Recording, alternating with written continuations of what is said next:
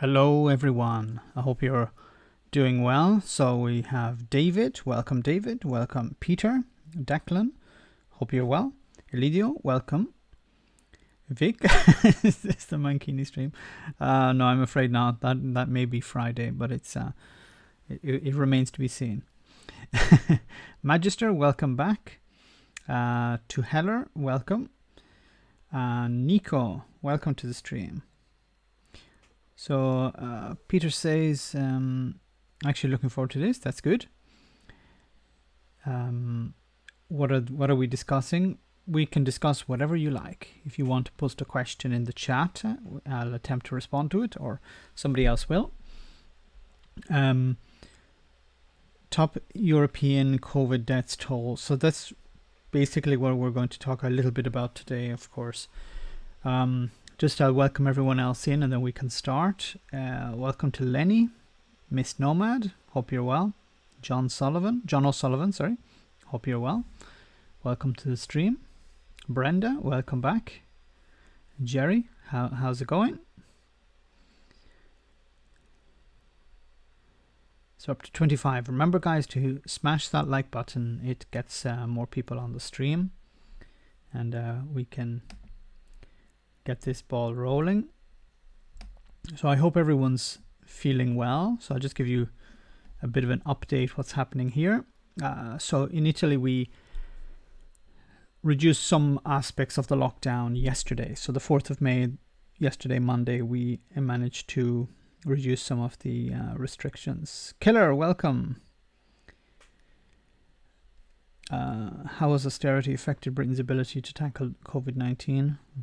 It has greatly hampered its ability to tackle COVID-19. QA Library, welcome. Hope you get to reading eyes on the amount of stuff I sent you. It's a mountain of stuff, but some very, very interesting nuggets in there. I'll try my best to read as much as I can. 2,000 a day are dying in the US. You don't want to be in that number, of course not. No, it's a really bad situation in the US, and there's talk about from the CDC in the US how it'll probably go up to 3,000 a day. So that's extremely worrying. Herbie, welcome. Jan Rur, welcome. I know I'm terrible at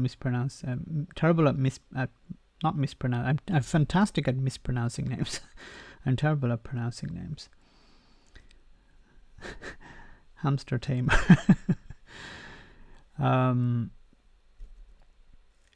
But the handling was terrible because of austerity, because of all these cuts to the NHS, because of the program not to spend money on PPEs, on preparation for this virus. Of course, the NHS were handicapped. And if you had seen the video today that I uploaded about the response video to Talk Radio and Brendan O'Neill, who were focusing more on the whistleblowers than the actual activity they were blowing the whistle about.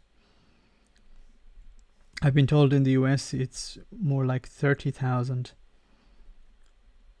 747s crashing each day. Sorry, 30 747s crashing each day. And of course, we have to look at the fact that we have official figures, but unofficial figures are probably at least twice the actual numbers. Because you have people dying in care homes, you have people dying in the community who are not counted. And of course, they can't be counted in many cases because doctors aren't able to do tests on these people. US is soon to wind down its CV task force, but Kushner will continue with his shadow nightmare team. Why was Kushner put in charge of that? I never understood that. Is it just jobs for the boys again? It's, he's the son-in-law, get him to do something. Give him a job. The US deaths will number over 1 million by November 3rd. No end in sight. So it's interesting how that is going to impact the election. So, Jerry, how do you think, if you're in the US, I'm not sure if you're in the US or not, but if you're in the US, how do you think this is going to impact the election? Lidio said, Max, do you know anything about the German court decision about the BCE? No, I don't know that much about it. I just saw something in the news about it, but I didn't read into I didn't get a chance to read much into it. But it's something that is going to affect the European Union's ability to respond to this crisis financially. As far as I know, the German Bundesbank has not been, I think it's the Court of Justice in Germany is saying, no, we're not going to allow the Bundesbank to respond to this in the way that they want to. But I need to read more into it. Unfortunately, I'm not up to speed on it. Dave, welcome. Ben, welcome. Nepotism, yes. Killer is right. Max, I think the fact that we have Trump, Johnson, and President Xi as the leaders is a major factor in the weak international response. You have the Chinese who want to hide everything. You have Trump who wants to ignore everything, and Boris Johnson who just wants to go on holiday when there is a problem, wants just to hide in a fridge. Do US citizens get a test if they have no insurance? As far as I know, the only people getting tests are frontline staff. So medical staff, people in hospitals who are working in hospitals are getting tests, but the general public are not getting tests, as far as I know. Anyone see Novara Media tonight? So annoying, continually conflating British and with English. Just another example of how the English left ignoring Scottish self-determination. Yeah, that's an interesting thing, but Lenny Harry. Many people on the left are dead against Scottish independence, and I don't understand why. It's not like the SNP is a right-wing party, and you could say, look, I disagree with their politics, and that's why I disagree with Scottish independence. But I don't understand the motivation on the left to keep Scotland in the Union. Many left-wing parties are pro-Catalonian independence, so I don't understand why they would be anti-Scottish independence. Yuns. But maybe Novara is just following the Labour Party line because they're Labour supporters. But I think it is interesting how you have two English people commenting on Scottish independence without a Scottish person there to respond. Like, have a Scottish person talk about independence, and have an English person, if you want, from Novara to interview them and challenge them if need be. But it seems a bit weird having two English people debate Scottish independence. No insurance, no test. Thanks for that response, Jerry. So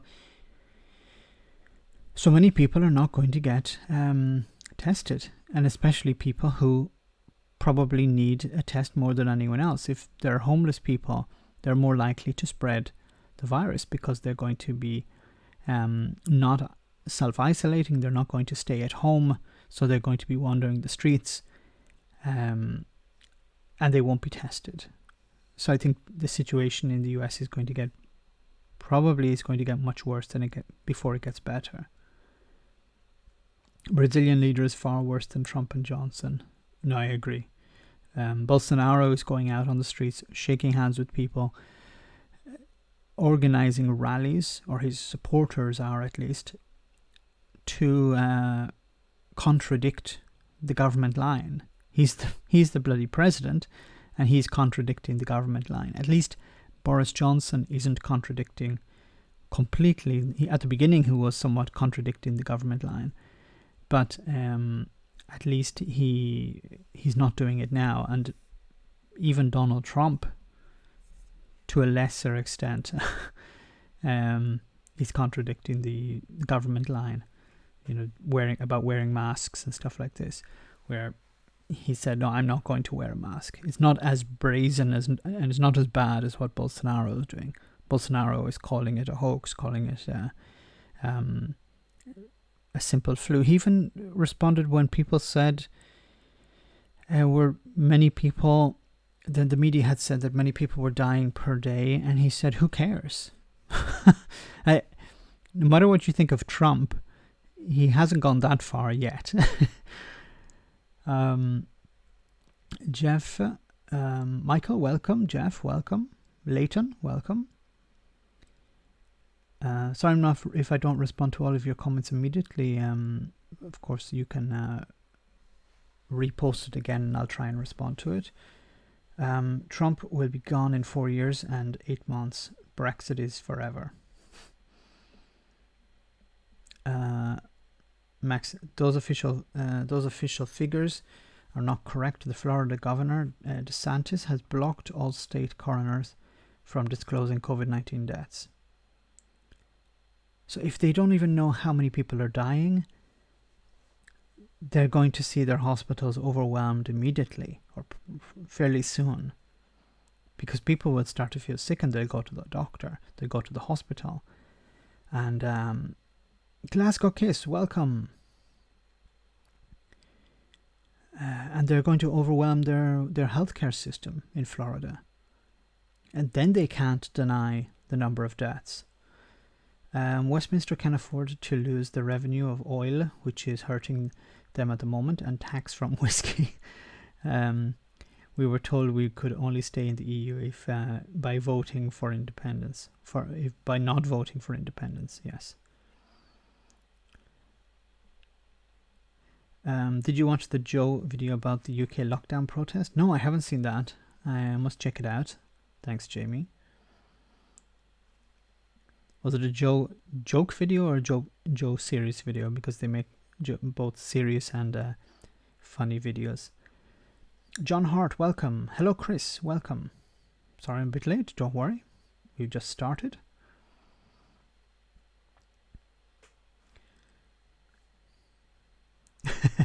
Glasgow Kiss is Glasgow Kiss from Glasgow? Russian figures are laughable, like several other countries. Yeah, you have certain leaders in charge who will suppress the numbers. But we have to also remember that numbers in most countries are being suppressed because they're not including deaths in the community and in care homes. Indeed, the pledge was an influence on the way some voted in the referendum, and the immediate power grab after the referendum was a wake-up call for a lot of no voters, and especially with Brexit. So the damage that Brexit is going to cause, I think, will change a lot of minds.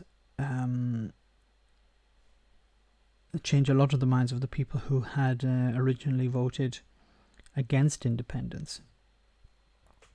But I still think there's a certain amount of fear amongst many people in Scotland about independence, because the media tells them on a continuous basis that maybe that Scotland can't survive on its own, and you need to be part of the union.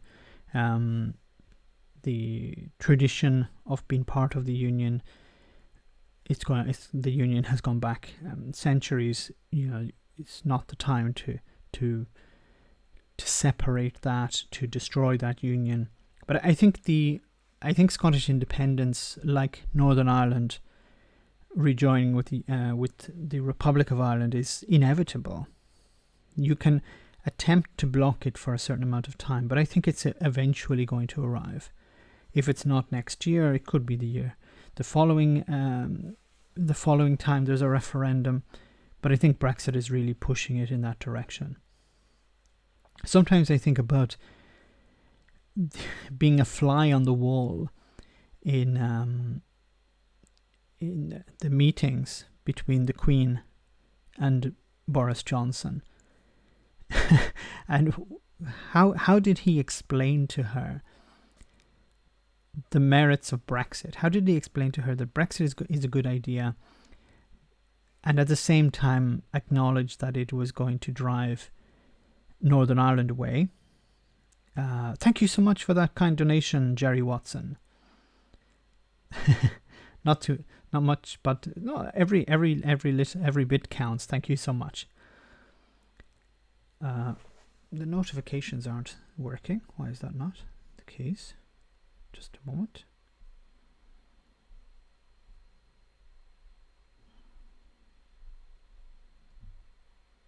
Okay.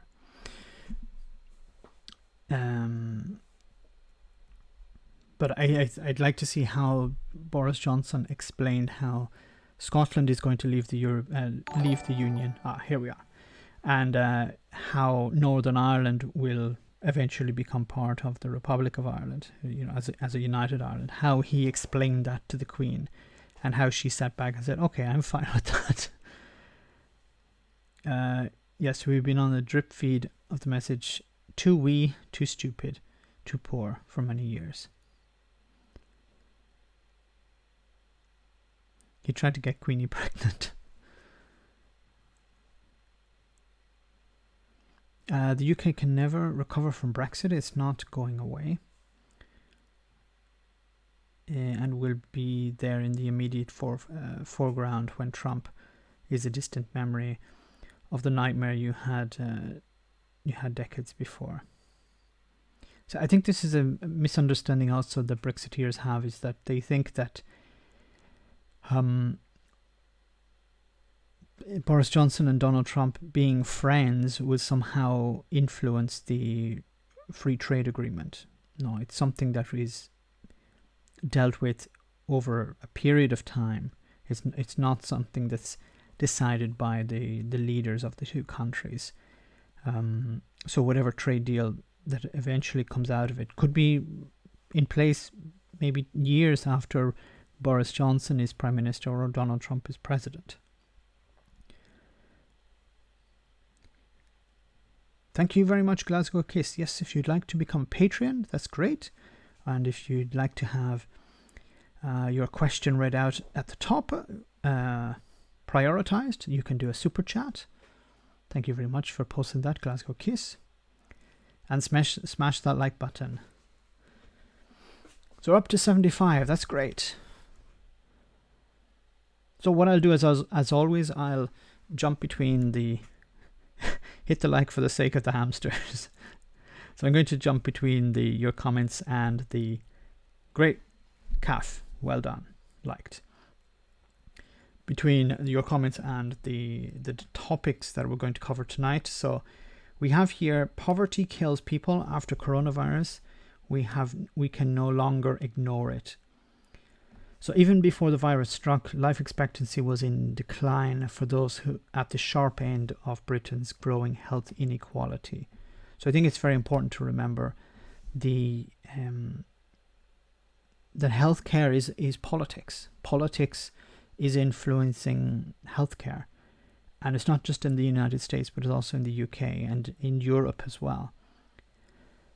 Pauline, welcome. Have to get Max's attention.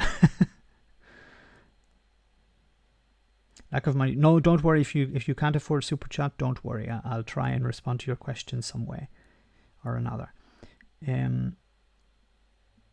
Do UK people want our steroid infested meats? I hope not. So it goes on to say, nothing is surprising about the latest figures showing that people in deprived areas are dying of coronavirus at double the rate of affluent areas. Shocking perhaps by the ONS, Office of National Statistics, findings follow a pattern that is familiar with those who research the impact of wealth on health. So far they have been raising the alarm to deaf ears. The government of the last decade have widened the gap the health and wealth divide. So this is of course true. It's the years of austerity have pushed more and more people into poverty, more and more people relying on payday loans, universal credit in order to survive. And of course, if you're not able to, if you're poor, you're more likely to be more affected by an unhealthy diet, for example, or by stress, or by other health related issues. The recent Tory what am I reading? The recent Tory era is defined by the most measurable outcome, the abrupt end to increasing life expectancy. For the first time in a century, women in poorer places are dying younger than those born before them. For the first time in anyone's lifetime, infant mortality has risen. The country enters this crisis in social reverse. So, of course, we always had this idea that the future generation would have things better than the current generation. And finally, we've arrived at the peak.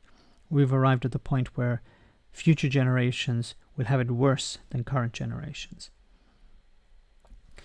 The Great Depression has come to the world, yes. Scary stuff, Jerry. 50% of the working population in the US remain out of work. 70% of all retail shops will stay shuttered. That's really frightening, Jerry, and I think I don't know how it's going to be fixed. It's certainly not going to be resolved in the short term. How long can these stores remain closed? How long can people stay out of work? A lot of jobs, I think, are gone forever because the companies who have been closed for too long to actually reopen again. Angels, welcome.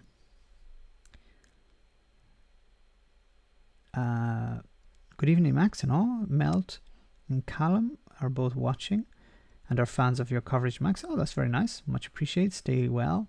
Glad to be here for the first time. Glad to have you, Angels. Stay safe too. Would be interesting to look at the side-by-side comparisons of mortality rates and COVID rates as maps. So I can have a look at that into that, Killer. So I'll just take a note of that. Let me find some paper to write on. Old school, writing on paper, not text files. I can use this.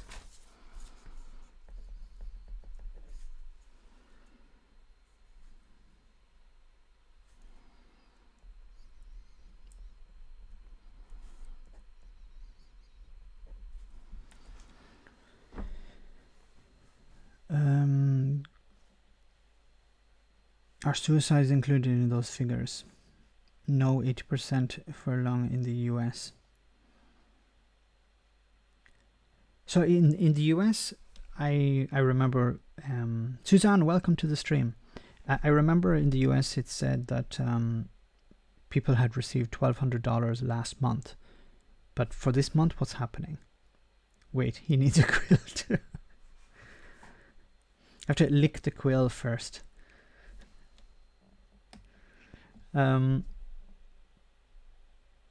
It is the truth. The time to face it. 70% of people will not shop except for food. Schools will be closed and online schooling will be the new norm. Yeah, I agree 100%.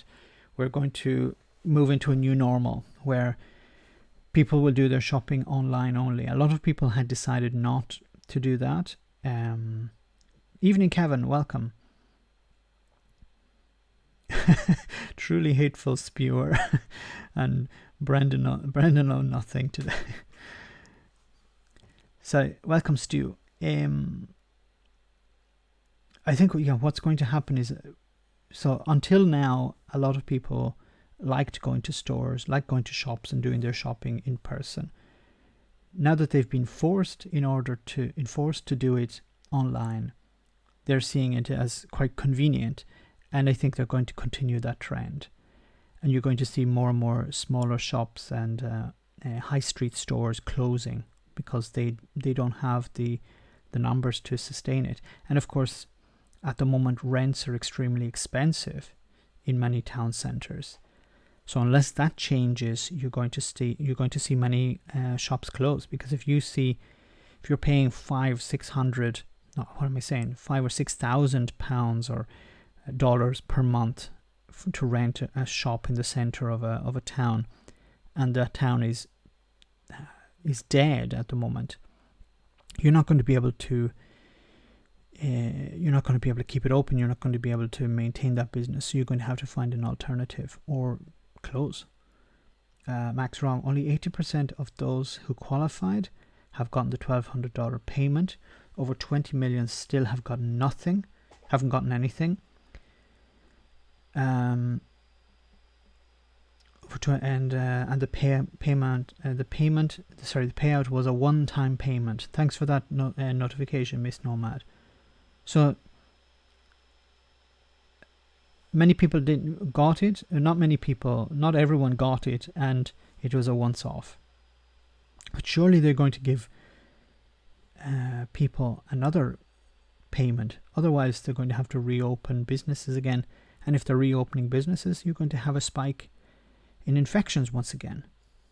But I think it's the case where Donald Trump and his administration don't care about the spike. They just want to get businesses open again because many of their donors are upset about this, and they're maybe considering not supporting Donald Trump in November if he doesn't get businesses opening again, irrespective of the damage it's going to do to the employees and to the healthcare system in the US. I'm one who hasn't got my stimulus check yet. I filled out my taxes, so I know there were many hoops you had to jump through in order to get the stimulus check, because you have to have paid your taxes in advance or something like that, or you had to have paid your taxes before they were planning to issue this check. So if anyone was behind in their taxes, they wouldn't get that check, if that's correct. I agree, Trump lies, but all media outlets still report labor statistics based on unemployment claims. And believe me, they wouldn't make them lower to help Trump.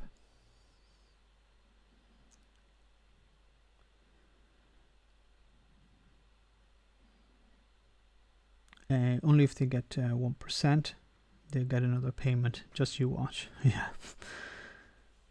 How many trillions were given to the top 1%? Talking about the Mancunian calendar, I found this. I think I found a third way. I'm not sure I want to open that QA library. That one of payment is an advance in future tax rebates. The ordinary worker will pay for it in due course, to my understanding. Even if business is open, many of the jobs are not coming back. Yeah, I agree 100%. There is this idea that you can just return to normal, but it's not going to be the case.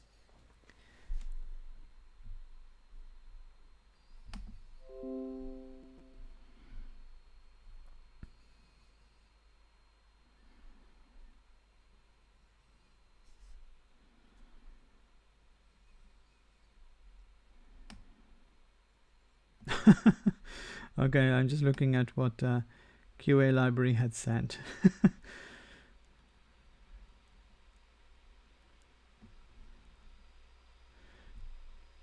Weird underwear. Okay. Thank you for that. It's 100%. I can open it at work as well. Good. No mankinis, okay? It's a crime against humanity. Max, tell me, you've heard about Neil Ferguson ignoring his own advice to travel and screw his married mistress. Oh, the irony. Oh, no, not that guy. I really don't understand the fascination with that guy, with Neil Ferguson, because he doesn't say anything that's new. He sounds edgy, but he doesn't say anything that's actually new. But yes, the great conservative hasn't exactly respected his conservative values. Banks have also been taking the payments of some with outstanding debts. Also, people who made less than $12,000 to zero will get less and be the last ones. Do you think Corona has ended the Tories' neoliberal Brexit dystopia? How can they go from these socialist policies to small government and deregulation? They will just turn around and say, as I said in one of the videos, they'll just say the NHS is no longer something that is viable as it is. As soon as the crisis ends, the narrative will change. The narrative changes on a dime. The narrative changes from one day that we must clap for the NHS to the next day will be we need to privatise. It'll go from today we need to respect essential workers to essential workers they're no longer essential. Were they really essential? There'll be this game of questioning what we're doing now. It will be questioned as in, was it the right approach? Wouldn't the fact that the deaths in the UK are the highest in Europe at the moment, they won't do it today. They won't say these things today, but they will eventually say something like maybe a privatized healthcare system would have been able to deal with this better.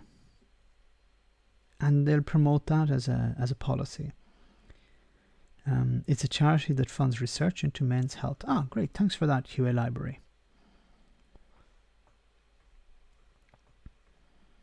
So do check it out, guys. I'm interested in UK voting rules regarding mail-in ballots. Maybe QA Library could respond to that, because I'm not very familiar with how the mail-in ballots work in the UK. Armitis, welcome. Great to have you on board tonight. The Tories are no longer viable as they are. They need to be put out to pasture. A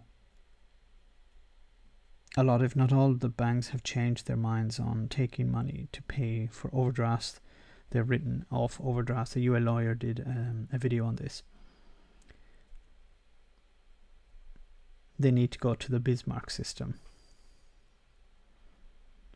Trevo. Okay. So just going on what it says here about the how poverty needs to be resolved after this. I've talked before about how if we have homeless people, it means that the system is not working. If we have poverty, it means the government has failed. So it's the fact that we have first world countries with poverty, with homeless people, it means we have failed. Our governments have failed. What is the point in having these governments if they're not able to look after the poorest and the most desperate in society? It's the complete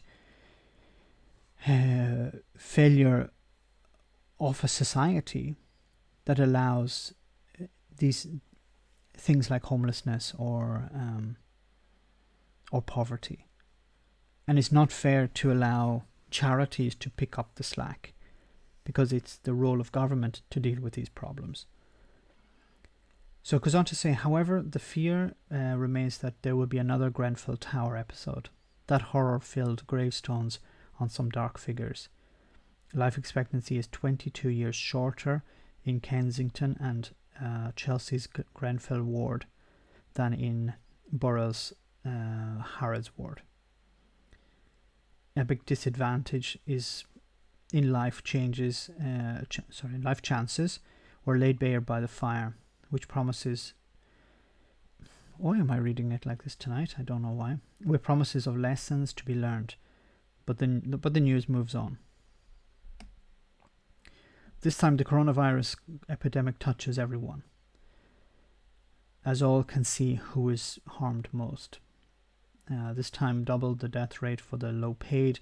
Their coffins soon pile up twice as fast in Blackpool and Middlesbrough as in the richest parts of the country, may deliver a shock on the political Richter scale rarely registered before.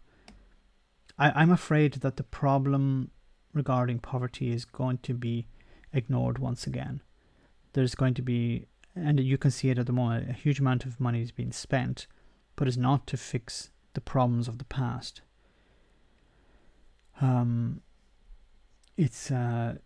We're going to have another austerity after this. We spent all this money, now we need to claw back the money spent. This will be the narrative. This is what the Tories do. Hi Max, big fan of your channel. Massive off topic. What do you think of the shining conspiracy theories? Saw a comment of your under the Rob Ager. Rob Ager's fantastic. So I'm really into the. I recommend people, if you're not familiar, go to Rob Ager's. So Rob Ager, if you search for him on YouTube, he does extremely in-depth, critical looks at different movies, important movies from the last century. For example, The Shining, and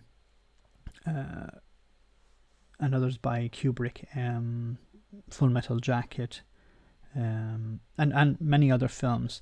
But he looks at the videos, he looks at the films from a critical point of view and looks at how there are contradictions or political messages or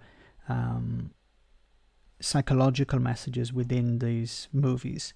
And it's amazing. I do recommend you look at some of the videos he has up there. So I'm a big fan of his work. It's extremely interesting. Did you see Rob tonight explaining the UK having the highest death figures in Europe because we are better at counting the bodies? Oh my God. So it's once again, it's a distraction. Instead of saying, okay, we have the highest figures because we've made mistakes. Why do we not have figures like South Korea? Why do we not have figures like Germany? And I'm not criticizing the UK as a country here. I'm criticizing the response. In Italy, we made a lot of mistakes. Politicians threw the country under a bus. I think some of the measures to deal with this have been, thanks Glasgow, I'll do that. Some of the measures taken here in Italy may have gone too far in one direction, not enough in another direction. But to say that we have the highest numbers because we're counting them all, it's frankly insulting to those who have died and their families. Because it's not a numbers game. It's showing if you have the highest numbers, it's because maybe you're doing something wrong. And they know they have been doing wrong because they knew that at the beginning they decided to go in a different direction. There was a chance, there was a possibility to follow WHO advice, and they decided to go against that. They said, no, we know better. It was our exceptionalism that was that knew which way to go. Okay, so I want to show you another article here. This is from Al Jazeera, and it's about as someone was actually had brought up in the stream. Whoops, this is going a little bit faster than I wanted. Okay. So I just come back to the stream comments for a second. Max, did you see the US are going to close the COVID task force in the next few weeks? I hadn't seen it, but someone had brought it up in the stream earlier. Macs are better than PCs, and it's absolutely insane. The idea of, okay, we're in the middle of the disaster. It's like saying, my house is on fire, but I'm going to tell the fire brigade to stop the water pumps halfway through the battle with the flames. But it's why are they doing this? Because it's a distraction for Donald Trump's campaign. He wants to run on the message of this is over, this is fixed, we're not dealing with this, get it off the news, let's move on to another topic. But unfortunately, you can't get away from this topic. You can't tweet it away. And he's whether he disbands these task forces or not, it's not going to have much of an impact on stopping the virus. It's actually going to make things worse, I think. Different populations hit in different areas with different governmental responses are going to produce different outcomes. Now, something, I don't know if it's interesting or if it's, well, I think it's interesting. The response to the virus in South Africa. South Africa have more or less controlled the virus in that country. And one of the reasons was quite interesting, to say the least. There's a belief that apartheid actually played into controlling the virus, because there is so little or very little interaction between the rich in South Africa, who are generally the white population, who actually had gone abroad and brought it back. Not just the white population, but the affluent population and the poorer population. So there's very little interaction between those two groups.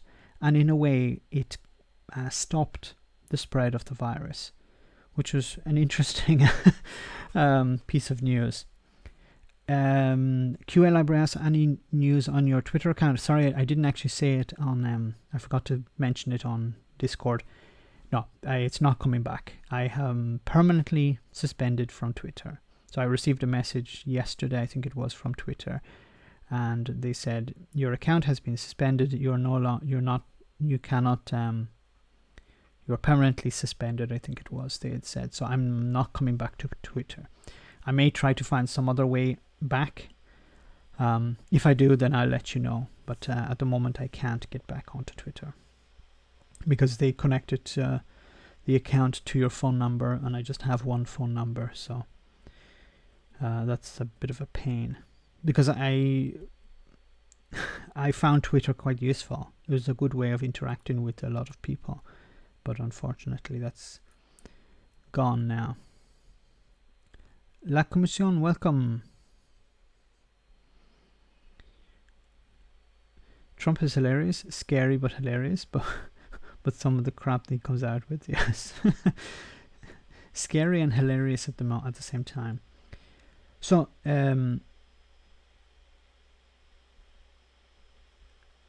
Max, have you seen a different bias today when he talked about American Chamber of Commerce on Brexit? That put a smile on my face. No, I haven't seen that. I must check it out. He uploads a lot of videos every day, so I didn't get a chance to see that one. I got a notification for it, but I didn't get a chance to see it. So it says here, US could see 3,000 daily deaths as economy reopens. So let's see what it says.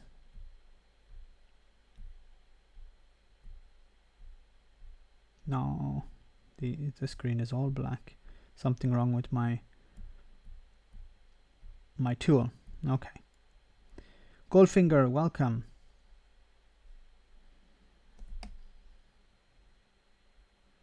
Okay, I'll have to change this because it's not working. Fantastic.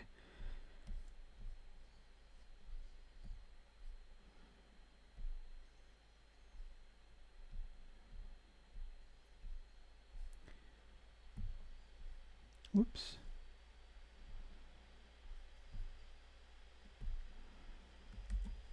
Okay.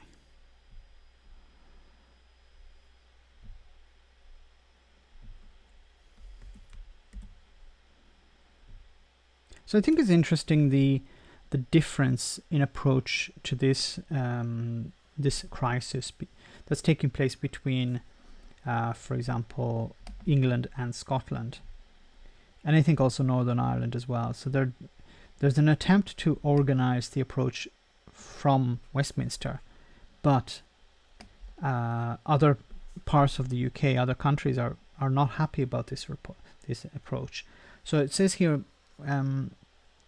so I just go back to Bashiro says American Chamber of Commerce are in charge, not Trump. ACC wants the UK to have access to the single market.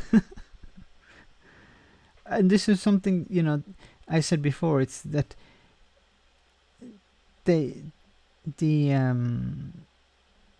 Americans have said to Boris Johnson and the Tories, sort out your situation with the EU first, and then come to us.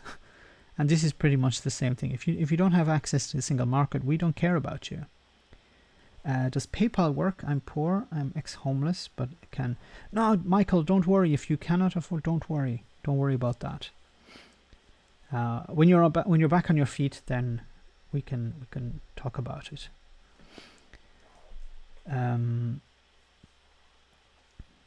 Max, did you watch the Amazing Atheist latest live stream named The Right Way about the issues the left is having? No, I haven't seen it, but I'd like to see it. I'm a fan of the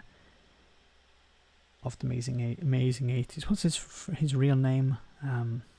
Damn, I forget what his real name is, but I'm a big fan of his. I live an hour from New York City. We got hit very hard. How is the situation today in New York? Are things improving? Why wouldn't Westminster leave Ireland to deal with the crisis as one nation? And that's a good question, Brendan. Why wasn't it? It makes more sense from but does PayPal work? Yes, it does, Michael. Why are they not dealing with Ireland as an island? It would make more sense, because you could restrict access between GB and Northern Ireland, because most access is by ferry. So you could restrict access and deal with the country as an island, because the virus doesn't see borders, the virus doesn't see politics, of course. Welcome, Simon. So it makes very little sense to treat Northern Ireland different to the Republic of Ireland, but it's political posturing. It's Brexit first. So welcome, Kevin. New York is slowing down a bit. That's good to hear. I have a fear that other parts of the US will probably replace New York. Maybe not to the same extent, but in a certain way. I'm very worried about Florida, for example, where the governor doesn't seem to be taking it very seriously at all. Did you see DT complain? Donald Trump complained that he's been mistreated. He's been treated worse than Lincoln. I saw that. Yeah, I think it was on it's the show I listen sometimes in the morning. And now for a closer look. I forget what his name is, but he did a fantastic take on it. And Donald Trump saying, he's been treated worse than Abraham Lincoln. I better not comment. I could have my channel taken down if I do. But how can you say that?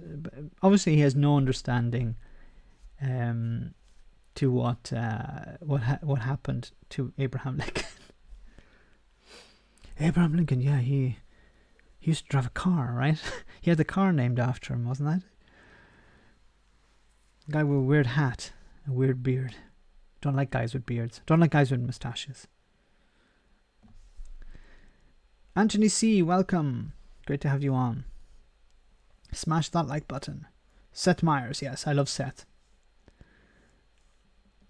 Although I normally skip the thing at the beginning where he's talking about the wasps in his attic and the books that keep changing. Seth is great. Hey Max, UK has surpassed Italy with COVID-19 deaths. Yes, unfortunately that's true. And the numbers daily in the UK are increasing. So I was actually saying earlier in the stream about how things are here in Italy. So I've got a beard. Me too, Dave. So we wouldn't be part of Donald Trump's administration. Not that that worries me a lot. Anyway, so I was saying, there's damn ads popping up. I was saying earlier that in Italy we had the 4th of May. We had some changes to the lockdown, so we were able to visit family members and move around our region a bit more freely. But at the same time, the lockdown hasn't changed a lot. Now I am a little bit worried because I've seen a lot more traffic on the road, and I'm afraid that many people here are starting to exit from their cabin fever in a way that they're going to say to themselves, okay, let's try and return to normal. And I'm a bit worried about that because there's a fear that if people don't respect social distancing enough and attempt to return to normal, then we're going to have a spike in new cases, and of course we'll have to implement another lockdown and the damage that would follow with that. So this should be interesting. So it's about Westminster fears four nations approach is splintering amid Scotland-England differences. So it says, this is from the Scotsman, it says the UK's four-nation approach to tackling coronavirus is at risk of splintering, with Westminster officials becoming increasingly frustrated at differences in public messaging between England and Scotland. Boris Johnson's government has been working closely with the devolved administrations on how to stop the spread of COVID-19, and the four nations of the United Kingdom have maintained almost identical lockdown rules throughout, despite health being a devolved policy area. The UK government insiders praised Nicola Sturgeon and the other leaders for putting politics aside at Cobra meetings and working constructively across party lines. But they have accused the First Minister of spreading mixed messages in public and trying to promote a nationalist agenda, while senior conservatives claim their response to the crisis shows the benefits of the union. So I just go back to the chat for a moment. Cabin fever and the spending of their last savings. No, I understand that. Smoke coming from number 10 says Boris has chosen the new mistress. Funny article at the Daily Squad. Sweden is looking pretty stupid right now, at least in the short term. In the short run, we'll have to see if they get an early herd immunity or do better later. Yeah, so I had actually thought Sweden were doing well at the beginning, but because they had low numbers. But then there was a sudden spike, and they were proven wrong. So, and the response in Sweden has been somewhat of a let's just let the old people die, basically. I really dislike the SNP, but they have but the way they have run the Scottish government in this crisis has put the UK government to shame. So that's interesting to hear from someone who's not who's not a supporter of the SNP. Thanks for that comment. Johnson has hardly been at work since they got elected. Our First Minister has to be very careful. Westminster is laying bear traps. This is a terrible time for the independence movement, painted by Westminster as the SNP being exploitative and cynical. Regarding the Italian and Spanish deaths, including care homes and deaths at home, or is it just hospital? No, so Ben, it's just hospital deaths. So, what Dominic Raab was saying was somewhat right, that he was saying that we're counting, but I don't.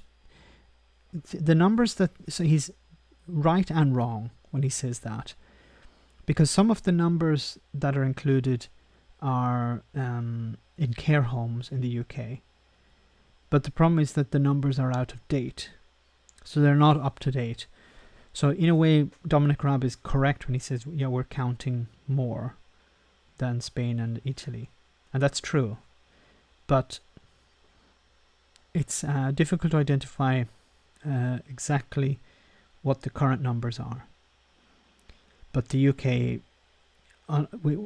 we can speculate, and I would assume it's the numbers in the community are even twice the official figures. But of course, governments will always massage the numbers to suit their means. So I'm not a huge fan of what the Italian government is doing. They should be publishing as numbers of deaths in the community and in care homes. But the problem is that these people are not being tested. So the numbers we have only to go by are in hospitals. Now here in Italy today, the numbers had the new number of deaths was 293, I think it was, and the new cases was 1,075. I think that's correct. So the number of new cases has dropped a great deal, and the trend is downward, which is positive. If people don't break the rules of the lockdown and don't or attempt to encroach on those rules. The fact we in the UK have a highest death rate will mean more Tory spin, that we've done a great job. They can get away with anything as long as the electorate will feel stupid having voted Tory en masse. So this is the thing. If you look at the numbers, you say, "Oh, this is a terrible result for Boris Johnson," but you have to listen to how they will spin it. We are the most honest. We have the biggest numbers. We have the highest numbers, but because we're honest. No, because you're manipulating some numbers and you're not manipulating others. Max, is Italy like Cyprus in that families tend to look after the old as opposed to using care homes? It used to be like that, Pauline. It used to be more like the older, the children of the elderly would look after the elderly. But because so many people have to work, they don't have that ability. And many times the elderly are placed in care homes, and it's paid for partly by the state and partly by the children of the respective elderly person. But it used to be that and in some cases it is true that some children look after their parents in their home, but in many cases it's not possible because they have maybe health conditions or issues like dementia where it's impossible to look after them. I have to agree, the First Minister has shown compassion and a level of statesmanship way beyond the Westminster government. Florida has been hiding deaths in several tricky ways. One is that they are not counting snowbirds. People who live in Florida during the winter are not counted. So that's just export the death, export the numbers to the states where they came from. So they're not going to be counted. I think this idea of not counting is going to come back and bite a lot of people in the arse, or in the ass if you're in America. But I think it's going to come back and it's going to create a lot of problems. Sorry, I just saw a comment there from Glasgow Kiss about approval ratings. Boris Johnson at 34% positive, 47% negative. This is how it's going to end. The number will drop. I think it's also maybe not completely accurate now because there is the because he's just come back, or has he gone again because of his child was born? But he's just come back. Okay, so I think it'll remain relatively positive for a while, and then it will decrease. So his approval rating will drop, and then it will arrive at a certain threshold where the Tories say, okay, this guy is a liability to us. Get rid of him and put somebody else in charge. Maybe perhaps someone like Dominic Raab. Someone who has been groomed by the party to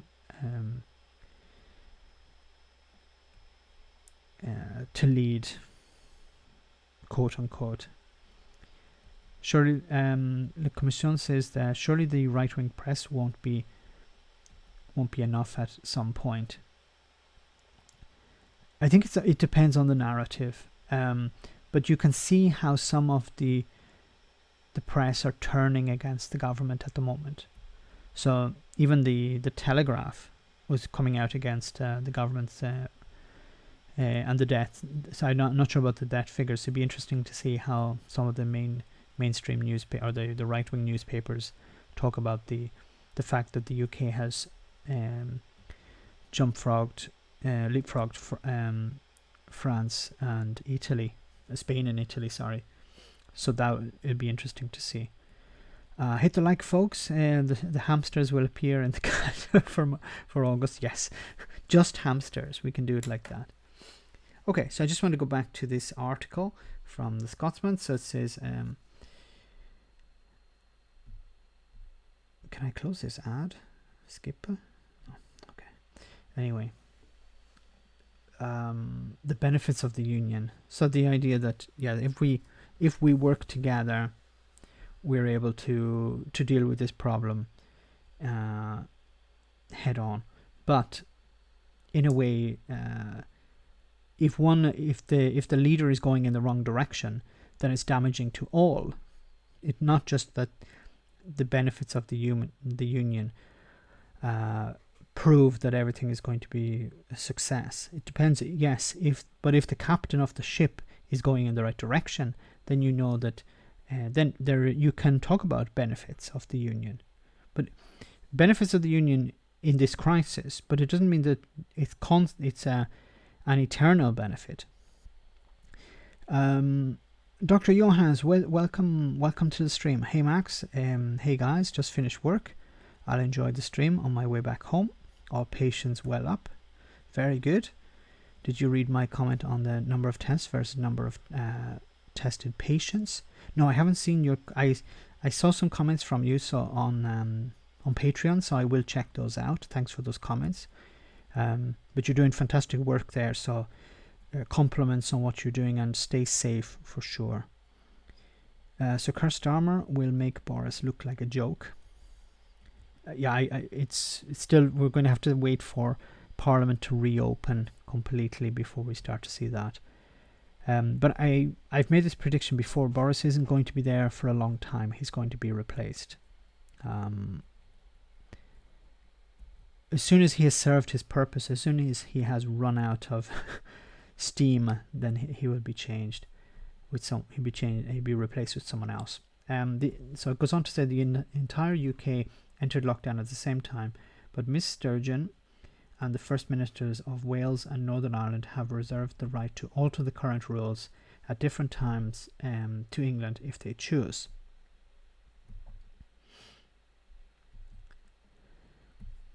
Sorry.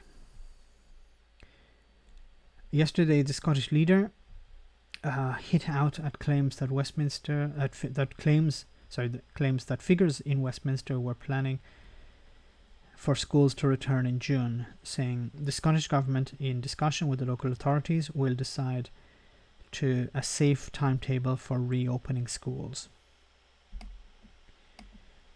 Mr. Sturgeon also recommended the wearing of face covering in public a week before Mr. Johnson followed suit, while the Scottish government has told construction sites to close, even as builders in England were advised to continue working as long as they could stay 2 meters apart. So this creates a lot of confusion. One is a soft approach, and the other is a stronger approach. And I'm not siding with Sturgeon here because I may agree with her on other things. But I think a harder, and I've said this before, a harder, stronger approach is better, is necessary. Wearing masks, okay, they're uncomfortable, many people don't like to wear them, but the cost of having the mask is much lower than the benefit. So the benefit of having the mask is much higher than the cost of wearing the mask. And we also need to convince people, and I've said this before, I think politicians should appear in public wearing a mask, because it creates in the mind of the public that the mask is something important. It's not just something optional. It's not something that well, those people wear it, but I don't wear it because I don't need it. It needs to be pushed by politicians. Politicians, when they speak to the public, they should wear their mask. For example, here in Italy, the governor of this region, when he gives his daily press briefings, and I've said this before, I don't agree with Zaya. He's a member of the League Party, a right-wing or extreme right-wing party, but he's doing a good job. And when he arrives to do the briefing, he's wearing a mask. He takes it off, maintains a distance, he speaks, and then as soon as he finishes the briefing, he puts the mask back on. Is it necessary for him to wear a mask at that moment? Probably not, because he's maintaining a distance from people. But it creates in the mind of the public, oh, it's necessary to wear a mask. It's not just something the doctors have to wear or people in care homes have to wear. Everyone must be wearing it. So it's interesting that Sturgeon had mentioned it and then Boris Johnson followed suit. So that means that there isn't a unified approach. And of course, if Boris Johnson followed, it meant that it was the right thing to do. So why did he allow the Scottish First Minister to take the initiative here? On other occasions, the First Minister has used her lunchtime press conferences to provide lockdown updates, which were due to be announced by Downing Street. Ms. Sturgeon argues that because health policy is devolved, she has a duty to provide the Scottish public with the most up-to-date information possible, and this is a problem related to information and how the public are presented information. So the Scottish government believe that, and this is my interpretation, that they believe that the public should know as much information as possible, while the Tories believe the public should know as little information as possible. So they try to restrict as much information as they can to the public, give them the bare bones, give them the basics. But while the Scots, I believe, are having a different approach. So you can't have two different approaches. One is better than the other. So you have to choose which one is better and go with that. Just go back to the chat for a moment. Are masks mandatory in places in the UK? In Connecticut, they are mandatory now. As far as I know, they're not mandatory.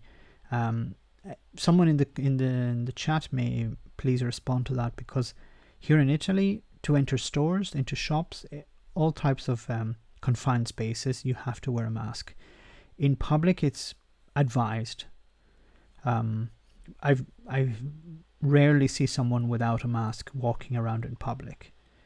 But certainly if you go into a shop, you have to wear a mask and you have to put on gloves. So, for example, this morning I went to get my brioche, my pastry, and I couldn't buy a coffee, unfortunately, but they provide me with plastic gloves like the ones you find in supermarkets, and I had to wear a mask to enter. So I think in the UK, I don't think it's mandatory at the moment, but please, someone can maybe correct me on that. For once, I have to say I'm specifically lucky to live in Scotland. It's good to have a competent administration that I can respectfully disagree with. That's good. No, not mandatory yet. I still think it should be mandatory. I think it's necessary to do it as soon as possible, because for example, if you implement something mandatory today, you're not going to get everyone to implement it, to respect it for a number of days, maybe even a week. So you have to remember that there's a delay of about a week before you have everyone on board. Good evening, Stuart. So you have to implement these policies as soon as possible. I really don't understand, unless there's an issue about availability of masks, which of course there is a possibility. Brioche. Worse than the nutters queuing for coffee. Let them eat brioche. That was not let them eat cake, but let them eat brioche. Marie Antoinette. The First Minister is also working with Young Scot website to answer young people questions. She gets involved in areas that I don't see Boris. And once again, I'm trying to avoid a bias here, but I feel that she's someone who's genuine. There's no spin, or not that I have seen. Maybe I'm naive, but as far as I know, from what I've seen, there's no spin around Sturgeon. She's okay. Look, guys, this is what we have to do. Or look, everyone, this is the news we have today. She's like, I don't know, I don't like to use the word boss, but like your team leader or someone like that, saying, okay, this is what we have to do because it's necessary, not because I need to trick people into doing something or to trick the public into believing that I'm doing the right thing when I know I'm not. Boris comes across in that way to me. The government haven't got enough masks for key workers. I think they're worried people buying them all and not for key workers. They need to buy these masks. They need to have as many people in public wearing masks. David Clay says, my neighbours still believe it's a hoax at this stage. There are, if you go on Facebook, you'll find a lot of these people. Some people are already struggling financially. Portugal the same. Public transportation and stores, €350 fine without a mask. Look, I understand that a mask is not going to protect everyone in every situation, but it creates an idea in people's minds that this is something serious, that we have to deal with it in a serious way. That's why, when Boris was saying about please don't go to the pub, no, you can't be pleading with people about going to the pub. The pubs were closed. Anyone who remained open would lose their license. And I think it was done, but it took a few days for it to actually sink in. We're being tested, we're being treated like adults in Scotland. That's the difference. And I agree, if you treat people with respect, then they will do generally what you want them to do. If you treat them like idiots, most of the people will say, I'm not going to do that. If they don't believe it's serious, then they're not going to treat it seriously. If you convince them that it's serious, then they generally will do that. I do business with China. They sent me a case of KN95 masks. Uncomfortable, but I feel much safer with my 90-year-old stepdad and 80-year-old mom wearing them if they must go out. That's good. It's maybe they're not going to be at risk, but you don't want to take that chance. The main debate about masks here is in Borisland, whether they are effective, and the understanding is they protect you or do not help protect others from your spittle. Yeah, so there are different types of masks. Some masks will protect you from other people, or they will protect other people from you. But no mask will not protect anyone. So it's better to have some type of mask than no mask, especially as numbers are increasing all the time. So we need to implement some social distancing, of course, but also mask wearing and gloves wearing. I'm not a fan of it. I don't like it. It's uncomfortable, especially here in Italy. The weather is starting the temperatures are starting to increase, and it's extremely uncomfortable walking around now, even with a mask on. It's very hot. So I'm not looking forward to June, July, and August, where it gets extremely hot here, up to 40 degrees, over 40 degrees, which in the US is, I think it's 105 or 100. So it's more than, it's about 110 maybe degrees Fahrenheit. I don't remember Fahrenheit exactly, but it's quite hot. So it's very uncomfortable to be walking around or even in a car with a mask on. Although it doesn't make a lot of sense to wear a mask in a car. But anyway, let's go ahead. So she's a nationalist who wants to break up the United Kingdom. And it would be naive to say that they weren't considering that lens when they act. A Whitehall source says, in terms of the big picture, the Scottish and UK governments are remaining very aligned on all the big issues, but they warned that the messaging if the messaging diverges on different sides of the border, the public risks being confused, and that's true. But if you have the problem is you have two different messages, because one is doing it correctly and the other isn't. Now, in Westminster they'll say, in Downing Street they'll say we're doing it right, while in Scotland they're saying no, we're doing it right. I believe that treating the public as adults, treating them with respect, but being forceful, is the right approach.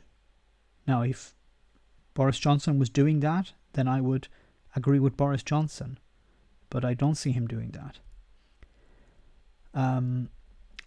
Max and all, it's very annoying for those of us in England who didn't vote for Brexit nor this awful government. Many of us are looking at this with horror. I'm in West London and most people are appalled.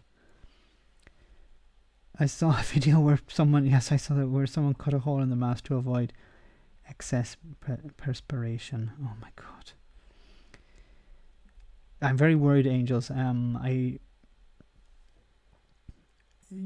The mayor of London, I think, is doing a good job, but he constantly attacked in the media and by the government to a lesser extent, but in the media for whatever he does. But I think he's attempting to do the best he can given the situation that we're facing. The basic mask protects others from you. The droplets are big as they leave your mouth. A cloth mask will stop these. They become finer further away. A cloth mask will not stop these reaching you. We have two different countries though.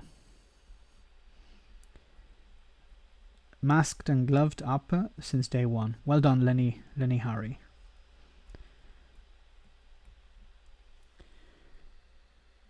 So it goes on to say, defending her approach, the First Minister said on Friday, "My job is to make judgments I think are right for Scotland. And part of that judgment, given the nature of the virus, of a virus, is to try to align our actions as much as we can with the other governments across these islands." In recent days, Miss Sturgeon and Jason Leacock, Scotland's National Clinical Director, have criticised the Prime Minister for announcing that the UK is past the peak of the COVID-19 outbreak. Meanwhile, Scottish Liberal Democrat education spokeswoman Beatrice Wishart has called for a New Zealand style multi-level approach to be adopted on schools reopening. This has seen a 4-tiered strategy implemented by the authorities, from outright closure to level 1, which allows schools to safely open with contact tracing measures in place. Yeah, I think this is the way to go. You need to have a tiered approach. Here in Italy, we have phase 1, phase 2, phase 3, and I think there's also phase 4. So phase 1 was complete lockdown. Phase 2 is where certain industries are allowed to reopen.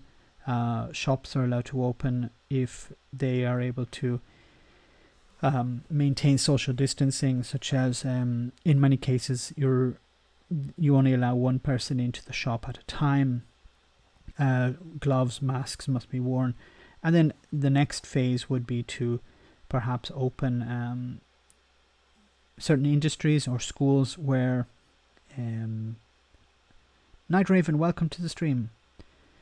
you allow certain industries to reopen which have larger numbers, but certain policies are in place, and then eventually you get to the final phase, which is somewhat of a complete reopening.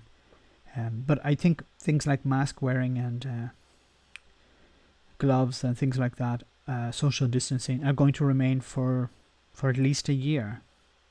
And I think some aspects probably will be lost forever, because the cost of implementing these for many businesses will be considerable, and it will not make much sense for them to roll these back and take the risk that they would have to reintroduce them in the future. So imagine, you set up a way of working for your staff to deal with this current crisis. Maybe the crisis goes away, but there's also the risk that it will come back. So if you are prepared for when it comes back, you're in a much better position to survive the second strike. Pennsylvania have just had more deaths than New York or New Jersey. Oh my God. Enforcing a wearing a mask law in Michigan can be a death sentence. It happened yesterday. Yes, I heard about that, Jerry, where there was a security guard, I think it was shot by people who refused to put on a mask to go into a store. Hi, Double Guitars, welcome back. Haven't seen you in a while. The newest problem in the USA is meat shortage, similar to toilet paper, towels, and disinfectant products. Supermarkets are now rationing most meats.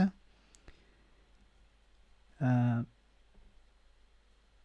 because there's been an outbreak, yes, in meat producing factories.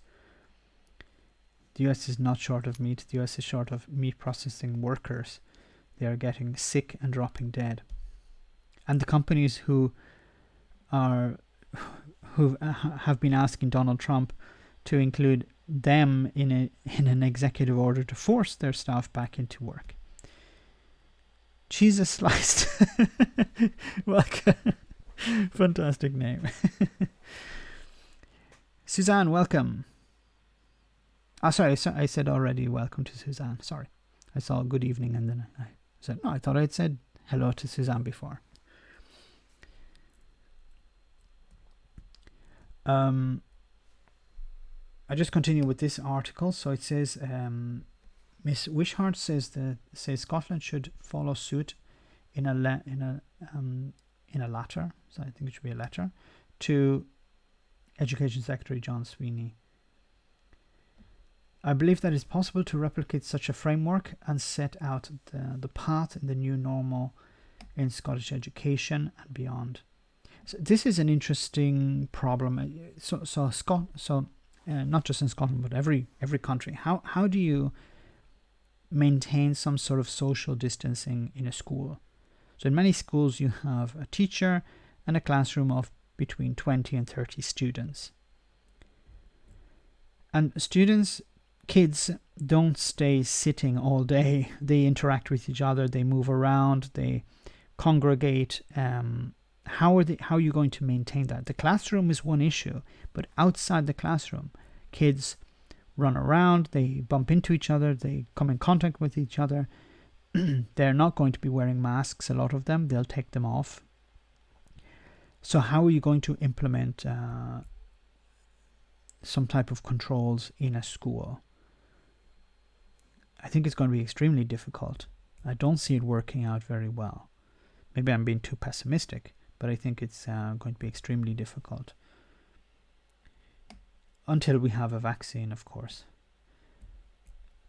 Even this limited foresight could enable parents and teachers to consider how they might arrange their lives and work during each alert level. Businesses and employers are already struggling against wave after wave of disruption would benefit too. Projecting the ability of their workforce would enhance the plans many are already drawing up for recovery and reopening. Robert Houghton MP, chairman of the House and Commons Education Select Committee, said his preference is for early years education and primary schools to open first. I understand that there's a belief that children, younger children, are less likely to transmit the virus, but I still think it's opening schools is going to be a big problem. Night Raven says, in Belgium, class sizes are limited to 10 students in 45 square meter classrooms. Not certain that what is going on with the other 20 class who couldn't fit in the room. Yeah, if you have 30 students, then you're going to have more classrooms, then you need more teachers, then you need more space. But also the classroom, I think, is a bit of a red herring here, because you have the children come in before they come into class, and then during a break. You can't keep them in the classroom all the time, and they won't sit still for 6-7 hours. They want to move around, they want to talk to their friends, they want to play, and it's going to be very difficult.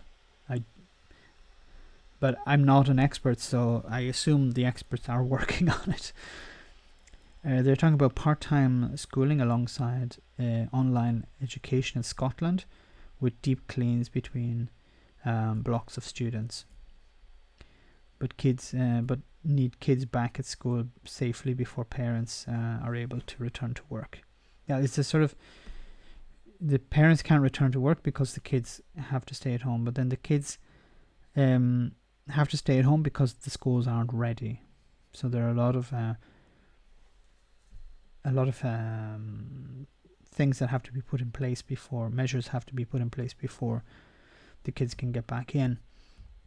Waiting for a vaccine is not a plan. Several pandemics had no vaccine ever. Less likely to transmit, how so? I'm not sure. They say that for some reason, the younger the child, the less likely they are to transmit. Well, maybe actually, let me correct that. It may not be that they are less likely to transmit it, but they're less likely to get infected. But that doesn't mean if you have it on your hands, you may not be infected, but you can still transmit it. So that would, from a, it would still facilitate the spread of the disease. My nephew is having online classes right now. He's probably going up to uni in October, but some of that can be done online. A study in Holland shows children having the same amount of viruses in their respiratory system as adults. Yeah, so this is the thing. I don't understand why they're talking about restarting with nursery schools or primary schools before secondary schools. It's true, asymptomatic spread disease is at a lower rate than symptomatic, and 95% of children are asymptomatic. This is the moment we need a UBI. In Germany, so many people are going to be out of a job. Universal credit is not going to work. No, I agree, Bashira. We need a UBI. We need to be able to convince people, look, you don't need to go back to work. You can stay at home. Here is $1,000 a month, or €1,000 or £1,000 a month. You can come back to work when it's ready. Unfortunately, at the moment, we're forcing people back to work because we need them to go back to work. It should be people go back to work when the situation is ready to take them back. We're forcing too many people back into work when we haven't enough measures in place to deal with the risks of them returning to work.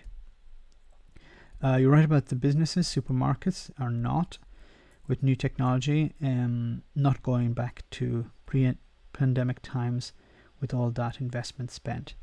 No, it's if imagine I have a business, a restaurant, and I see that I'm able to make a reasonable amount of money just cooking the food and delivering delivering it to people's homes, then having an actual physical restaurant is a cost for me, because I have to pay a huge amount of rent on it, because it's a large space with tables and staff and whatever, lighting, heating, everything like that.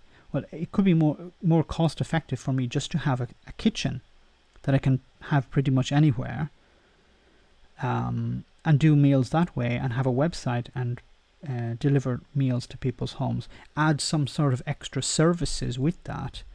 I don't know, special events or catering services with that. I've no idea. People will come up with some ideas, of course. And that could be your new business model. While the person who's trying to maintain a restaurant with glass screens and tables 3 meters apart, they're not going to survive, because in many restaurants they need huge numbers inside the restaurant to make them viable. Extra sausage. I'm not sure what that comment is about. It's believed that they have formidable protein in their lungs to prevent serious illness. But about a UBI, we need to have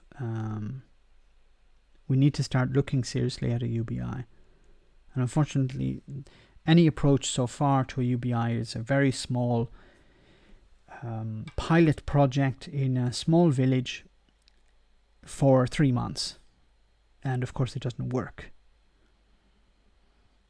The closest we have is something like Canada, where they were taking some of the oil revenue and giving it back to the people. It's not exactly the same thing, but it was a great help for many people. So we need to go in that direction. Technology is going to replace a lot of the jobs that we have because of this pandemic. At least in the UK, you don't have thousands of a-holes protesting, carrying AR-15s to the State House and shouting at police while wearing no masks. It's unbelievably disgusting when this happening. And what happened to Blue Lives Matter? I saw a comment about that. Like, these are the people who were a few months ago saying you should respect the police, and now they're shouting at the police, spitting at the police. Work and business life, along with pollution, may be the only positives to come out of this. So many people are scared. The Chancellor, Rishi Sunak, wants to reduce the furlough to 60%. This is so messed up. It's a way of pushing more and more people into back into work, whether they're able to or not. Yang Gang, yes, I'm a Yang Ganger. It's unfortunate that he's no longer a candidate, but maybe he'll have another chance at it. I think he was too ahead of his time. Imagine if we had a UBI before the virus hit, much less panic, and DWP would not be overwhelmed. Yeah, if you had a universal basic income before the government said just stay at home, okay, no problem, or very little problem, but there would be no people going into work because they have to friggin' work.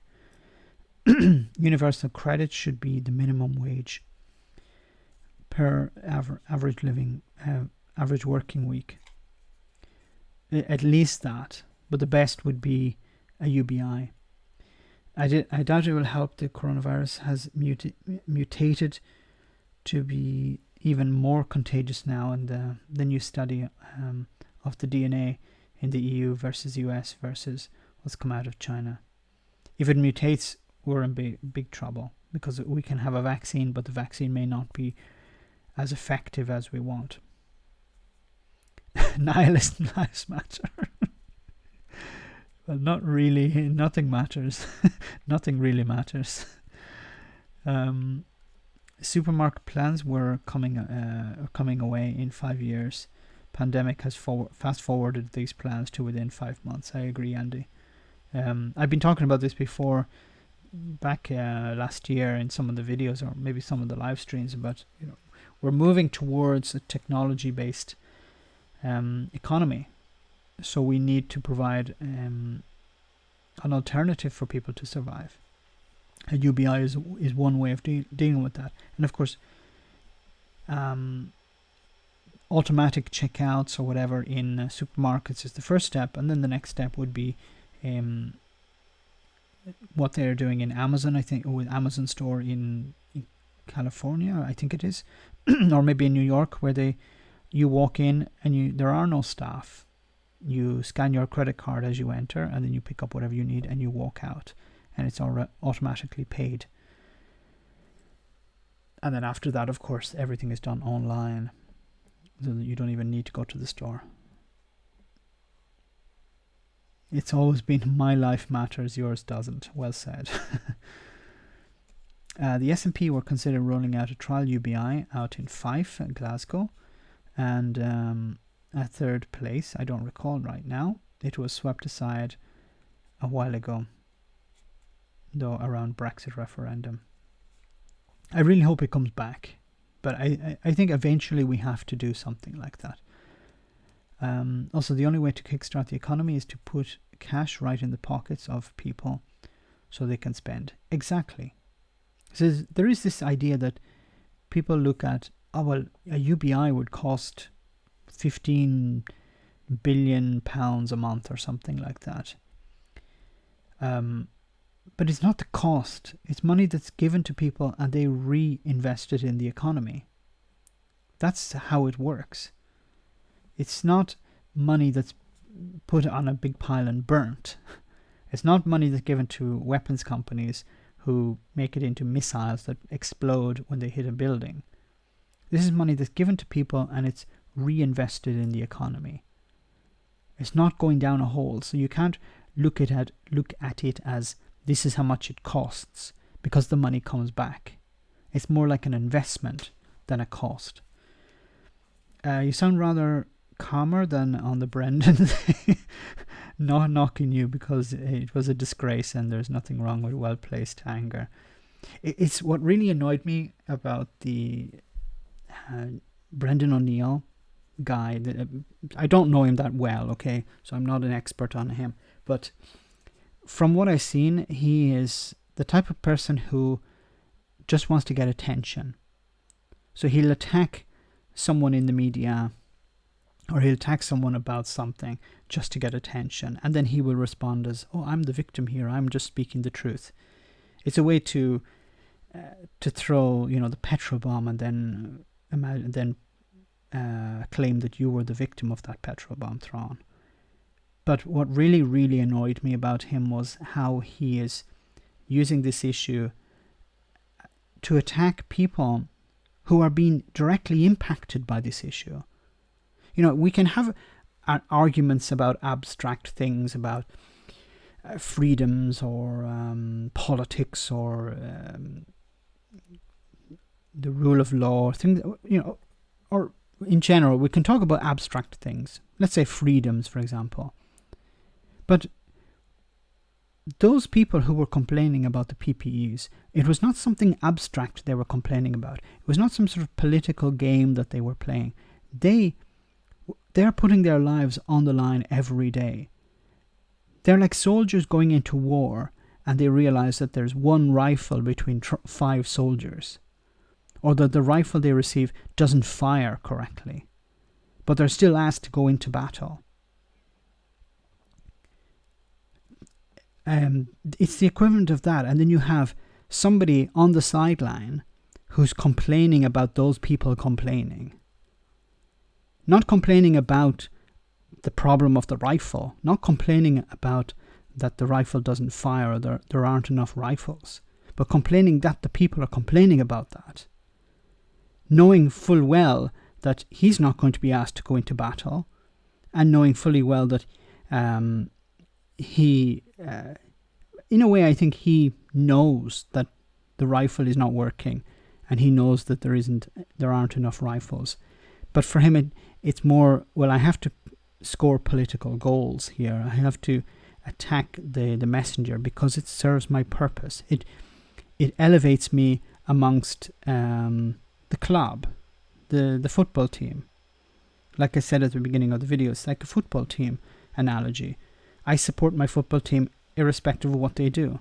And the person who shouts the most for that football team seems to get the most respect. Why is someone like Sargon of Akkad so respected in his movement, whatever that movement is? Because he shouts the loudest. He doesn't have to present facts or anything like that. He just has to be extremely obnoxious with his opinion. And for a lot of people, that's good enough. It's 10:30 or 11:30 in the UK, I'm not sure. In Italy, it's 11:40. In the UK, it's 10:40, more or less. The more you know. Thank you very much, Glasgow Kiss. Yes, if you'd like to become a Patreon, we have some fantastic cool things we do with Patreon. You can become a member of Discord through Patreon, and we have lots of fun and games in Discord. And if you can't do that, remember to smash the like button. That's great. So there's another article I want to show you guys. So I just go back to Dr. Jonas says, am I the only one? Am I the only one to remember the people of Grootfontein, Frencham, when the Tories fabulized about reopening while quarantining vulnerable demographics, telephone handset sanitizers? Probably yes. But there are so many things that the Tories will say one day and then ignore the next.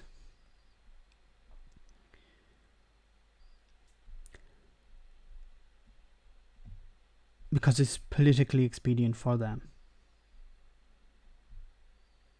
So just close this one. Okay. Just to go in a little bit of a lighter direction for a moment. Where can I? Okay, click here.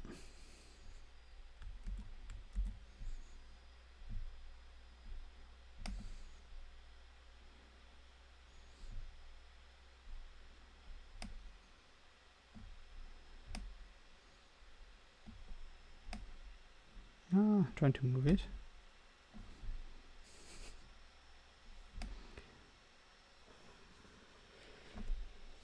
So this is interesting. I'll attempt to pronounce some Scottish words here now. So because we have a few Scottish people here in the chat. So it says here, though English is you're going to try out the accent. I'm going to try a little bit. Hopefully it will open. Yes. So bunny is beautiful. Bra is good looking. I'm not sure the difference between these two. Bunny lass. I know bunny lass. Falling means you're playing. It's taking part that counts. Gallus. I don't know if I'm pronouncing that correct. So be careful. I'm Scots, so be careful. Nino the rat. Get it, laddie. Just give it your best. Thank you very much, Night Raven. Thank you very much for that kind donation. Do you remember any Irish Macs? Codagum Dulgari. No, who's it's Federlum Dulgaji and Laris. I remember that. And but it's all gone now. My wife has been studying. Do it with a nickel accent. Do it with a nickel accent. Pure. Let me try. You're pure dead brilliant. And no, that's more like a bloody Northern Ireland accent. That's terrible. It's tidy. No, I'm still doing a Northern Ireland accent. That's terrible. No, okay. Everyday objects Clothes? Your clothes? Did you ever look at the state of your clothes? No, I don't know if I'm doing, that's coming across. Okay. Tenants? Geji? Jeji or Geji? Gex? I assume Gex is like from Specs. So Gex. Didn't you put a Gex? Alright. No, that's fucking Liverpool. Iron Brew. Chakarala. No, Max, you're afraid of my name. It's not Scottish slang. Just call me Lennon. I'm from Iron Brew. Shut your gag. Shut your gaggy. You're failing hilariously. Lugsa, you're Lugsa. I remember, you're talking Scouse, I'm sorry. I remember a fitness video with a Scottish guy who had a lisp. And he said, but doesn't really come into any, it's not related to that, but he would say, lift your leg, but he would say left your leg. Tassie is a kappa. Stick to the date. Thank you, Glasgow Kiss. Now I'm going to bastardize this pronunciation. I have to get all the way to the bottom. Yaks, your eyes. All his eggs are double yogurt. All his eggs are double yogurt. Wee Scott's dog, you've entered at the wrong time. What the hell is going on?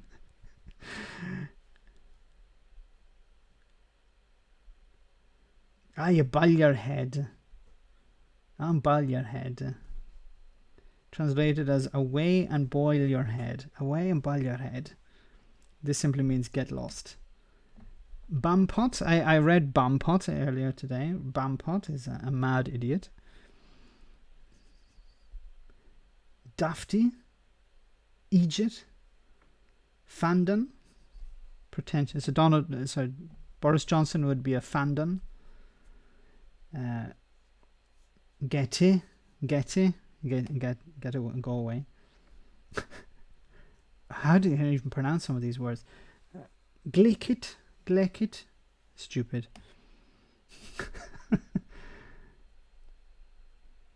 I know I'm doing it. Say the following.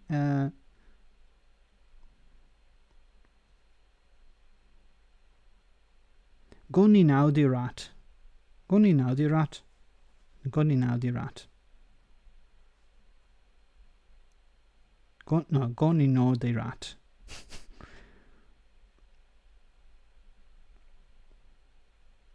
Go ne now. Go ne no the rat. Which means Max is trying to talk Scottish and failing terribly. I'm expecting to become a persona non grata at some stage. For the longest time, I thought it was only us Irish said Egypt. Yeah, me too. But mank is a dirty person. That's very similar to in Northern Ireland. They say manky. Your manky is like you're dirty. Roaster, someone being an idiot. Rocket, okay. Souk, soft. Welper. Okay. Bowkey is your backside. Your bowkey. Bowbag. Bow hair.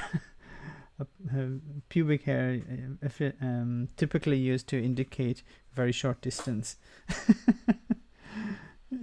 Coogee. Bowfin, used for something that makes you want to be sick. Bowfin. So Boris Johnson has a mink head. Terms for being drunk. People in Scotland get drunk, do they? Bootered. Please tell me I'm pronouncing that right. And bootered. Madweight. Ot your nut. Pisht. It's like in Ireland we say pisht. Not piste, but pisht. Rat arsed. That's a typical one as well. Steaming. Yeah. Same in Ireland. Steaming. He came in and steaming last night. Houchin. Very busy. So you're all houching tonight. Oh Jesus! It's a sair fuck for half a loaf. A sair fuck for half a loaf. Did I pronounce that correctly? It's a sair fuck for half a loaf. Jings. Ken to know. Ken. Okay. It's like I would say. I don't ken him. I don't ken him. Would you say that? I don't know him. No danger. No danger. Patch. I don't know why I keep saying it in a Northern Ireland accent. No danger. Patch to ignore. Skunnert. Skunnert is bored or fed up. I hope you're not skunnert by my mispronunciation. And that's all we have. Okay. Well, that's very nice. If you could, maybe I can ask Mrs. Max to pronounce these words instead. She's much better at doing this. Whilst in Southern England we say, gosh, I'm so bungalowed. That's nice. Rat arsed, same as in London and even in Essex. Wee barn, yeah, like a little baby, I think. Cane. Strange, cane means no. So, could you use? How would you use cane in a sentence? Like I know, as in, thank fuck it.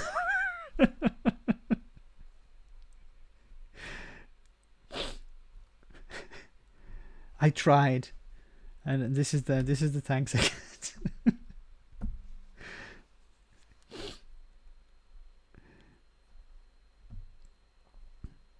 So I'm going to show you something quite interesting. Hopefully the picture is still up. Yes, it is. So we will leave the the only one you got close to was Skunnard. I need to visit, okay? I need to spend about 6 months in Scotland before I can speak the lingo.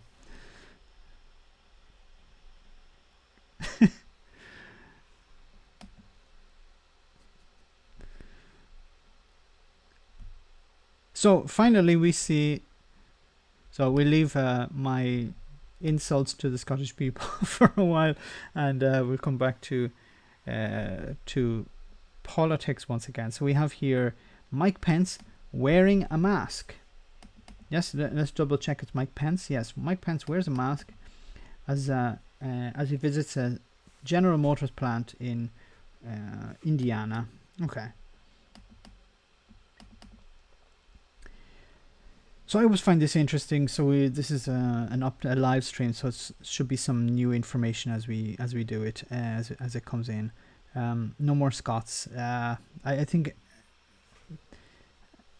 I'd be as welcome after that.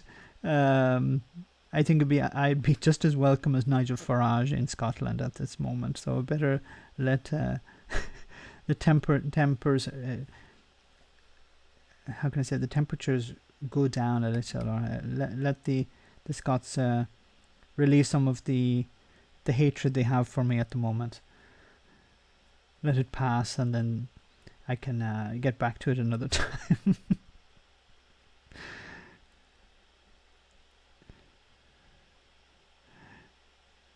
What's a BAM? So, will Americans ever forgive Donald Trump for his heartless lack of compassion? I think some people will, and other people will not. I think if you already liked Donald Trump, you will forgive him forever for everything he has done. If you don't like Donald Trump, you're not going to. So I think it's quite polarized, the situation.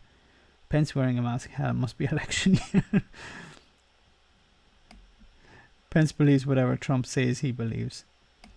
I think Pence is not as stupid as people think he's. I think he knows exactly what way the wind is blowing, and he's willing to. He knows it's not good for him to contradict Trump, so he has his own ideas. He's not an idiot, I think, or maybe he is.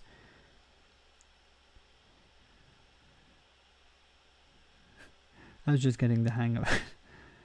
So Trump struck a similar tone while speaking with ABC.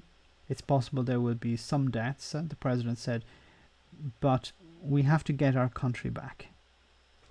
So let's see. I don't know if this will work. I can try. Well, let's hear what some of the... Hopefully I won't have any problems.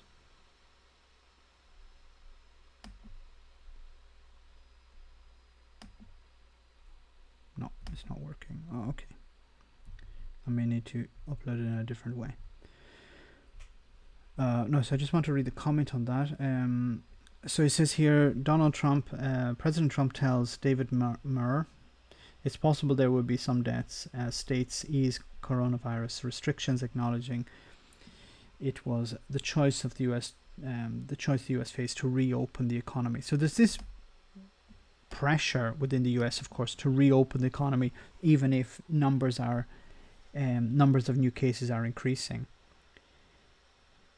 Max, I feel like you give these intellectual slots too much credit.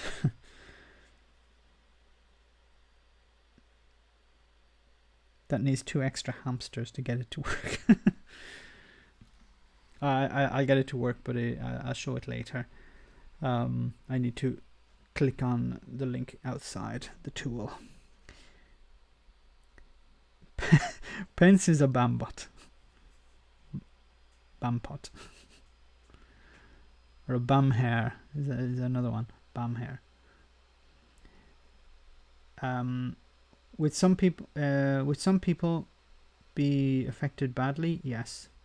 Right. Is there? Hi there. Okay. Donald Trump is speaking in Arizona. Said it's time to reopen business. Will some people be affected? Yes. Will some people be affected badly? Yes. But we have to get the country open. We have to get it open soon. In viewing our great citizens of this country at a certain extent, and to a large extent as warriors. Warriors, okay. But so there's this conflict, of course, between opening the economy and dealing with the virus. And it looks like the United States, in most cases, are more interested in opening the economy. But support from ordinary people is in the opposite direction. Most ordinary people support the lockdown in some way. Go hamsters, go.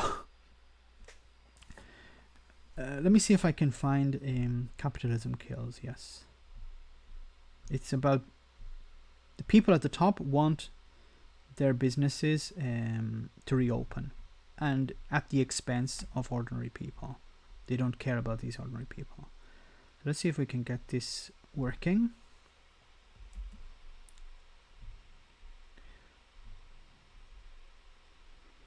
Just a second.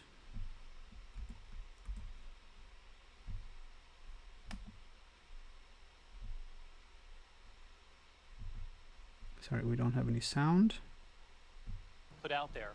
And one of the things I did ask the president whether or not these states have all met the guidelines that the president himself put out there. And one of the things I talked to the president about were the comments from Dr. Anthony Fauci in the last 24 hours, his very cautious words about moving forward too quickly in reopening the country. Here's the exchange just moments ago. I want to ask you about what Dr. Fauci said last night about the reopening of the country. He said it's the balance of something that's a very difficult choice. How many deaths and how much suffering are you willing to accept to get back where you want to be? Do you see it that way? Do you believe that's the reality we're facing, that lives will be lost to reopen the country? It's possible there will be some, because you won't be locked into an apartment or a house or whatever it is. But at the same time, we're going to practice social distancing. We're going to be washing hands. We're going to be doing a lot of the things that we've learned to do over the last period of time. And we have to get our country back. You know, people are dying the other way too. When you look at what's happened with drugs, it goes up. Sorry, what is he talking about? Okay. First of all, he said we have to get our country back. I feel that he's injecting some sort of politics into this situation. It's not that you get your country back. You can say, if you want, we need to return to some form of business. I understand that. But getting your country back is nothing to do with, your country hasn't been taken from you. You've implemented policies that have restricted the economy. And I think that's a good idea. I think that's the right thing to do. But you're not taking your country back from... This is the wrong type of rhetoric to use. I don't want to be pedantic here, but focusing on just some of the words he's saying. But I don't think it's helpful to use the type of language, we have to take our country back. Because it gives the impression that someone has taken, and you have particular individuals who would like to go to offices of representatives and in their eyes take the country back. You know, people are dying the other way too. When you look at what's happened with drugs, it goes up. When you look at suicides, I mean, take a look at what's going on. People are losing their jobs. Okay. We have to bring it back, and that's what we're doing. But then why don't you provide something for people not to have to take their own lives? People are taking their lives because they can't make ends meet. They're expecting to receive a check, and thanks to some of the people here in this stream have explained that they haven't received a check. So many people are not receiving checks, so they're not able to make ends meet. So they're in an endless spiral of debt, so they're not able to see a way out. And unfortunately, they're going down the road of taking their own lives. Because the state isn't there for them. And I mean the government, the federal government isn't there for them. You can't just say, well, you know, you shouldn't be doing these things. People are doing it because they have nothing else to do. They have nothing else for them. The president just moments ago on his efforts to try to start reopening this country, and it comes amid real debate. Governor Andrew Cuomo of New York just today saying this comes down to human life and how valuable that life is in these states deciding when and how to reopen. I do. Okay. I just want to open...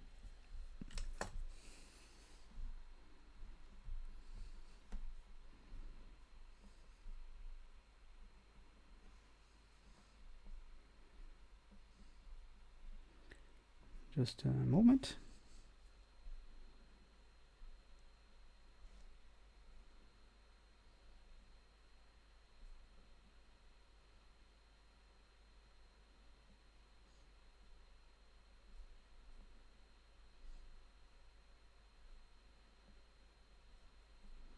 Make money again. Yes.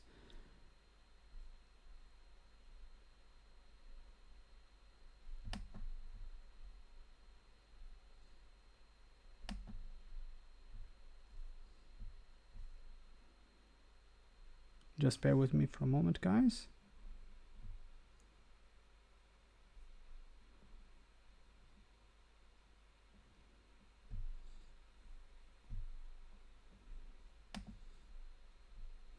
So we have this exchange. Thanks to Glasgow Kiss for this link. Let's say what it says here. It's Don Lemon, who's from CNN. Just when you think you've heard it all, there is this.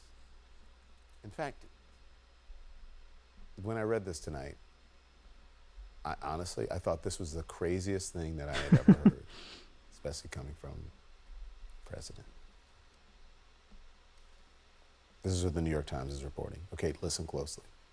And it's based on interviews. The New York Times is reporting it. It's based on interviews with more than a dozen White House and administration officials directly involved, okay?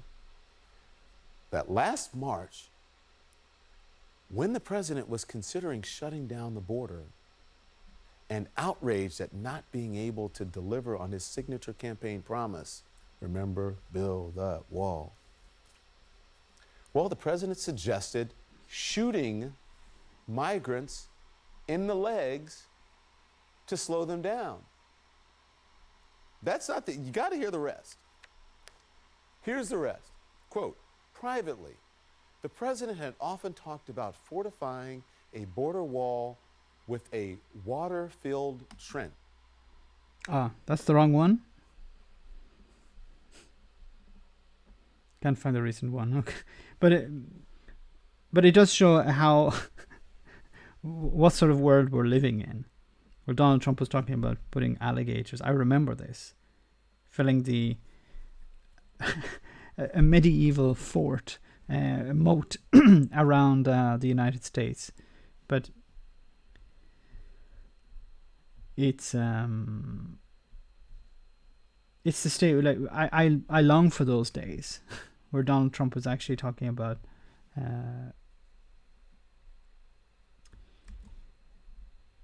building the wall.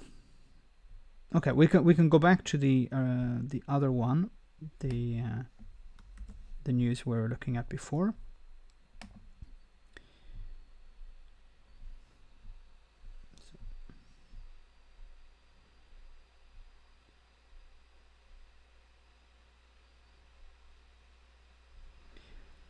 So it says here, Vice President Mike Pence said the White House is looking to wind down its coronavirus task force, as some of you guys had talked about that before. The potential disbanding of the group is being discussed, even as one projection warns the country's daily coronavirus death toll could reach 3,000 by the 1st of June. So you have this approach of let's close down this task force. It's like saying, okay, tell the fire brigade to stop pumping water into my house that's burning before the fire has been put out. Why are they doing this? Because they want to distract, because this is a problem for Donald Trump's re-election. The longer this goes on, the more damaging it is to him. It's the only thing that has shown him to be weak. Everything else he's able to spin into some sort of strength. 3,000 people dying every day. He can't spin that. There's no way he can spin that in some way to say that he is succeeding. The numbers of deaths continually increase. Now, there could arrive a time when the United States gets out of this, and if it's successful at getting out of this, without having a second wave to avoid water damage. Yes, Mark. But the United States could potentially get out of this and see numbers declining and return to some sort of normality without seeing a second wave. But it's extremely risky, this approach. Okay, thanks for that, Glasgow Cookies. Maybe I may ask you to post it again later. So we'll just go through some of this and then perhaps we'll post it. We can watch it all together in a moment. I just want to go through some of these points first. So the US coronavirus death toll has surpassed 70,000. So it's more than, of course, the deaths in Vietnam. US deaths in Vietnam. The country's death toll continues to steadily rise, even as Trump attempts to pivot to focus on reopening the economy, because he needs the economy as a tool for him to promote himself as the next president. Reopening the economy is not about getting people back to work. Reopening the economy is not about giving people back some form of livelihood. It's about improving Trump's chances. That's all it's ever been about. Kevin says he would spin it as a Chinese Communist Party threat and seek to up the ante his trade war to possibly an actual war. His supporters want cheap pieces of meat and next fast food is part of Donald Trump brand because many people rely on fast food on their daily basis. It's cheap and it's meaty. Yes. And it's extremely unhealthy for them. But it's in the same way Donald Trump is extremely unhealthy for the general population. Only I can fix it, Donald Trump. Yes, I'm not responsible. Talk to the governors. Do you think they'll try the 25th Amendment? No, I don't think so. Not at this stage. He hasn't. If they had a possibility to use the 25th Amendment, they would have used it before. If people didn't go to college, if people who didn't go to college couldn't vote, Hillary would have beaten him in all 50 states. I don't agree with the idea of not going to college, because maybe some people don't have the possibility to go to college, but I think there should be some type of civics test, some basic test to understand how politics works. There should be that in every country, because we have seen enough examples now to show that people will vote against their own interests, believing they're doing the best thing for their country. They will allow charlatans and liars to pour poison in their ears, and they will turn around and vote for those people and champion those people. We've seen how many examples now: Trump, Brexit, Boris Johnson, Bolsonaro. In Italy we had Berlusconi for too long, and hi Matt. And these people continually maintain their support bases because their support bases are built upon ignorance, and we need some sort of test. I know it doesn't sound very democratic, a test for people to be able to understand how politics works, how their vote is used, and how politics influences their own lives. Many people don't understand the connection between how they vote and how that government forms policies, and how those policies impact the voters' lives. Nice and geriatric.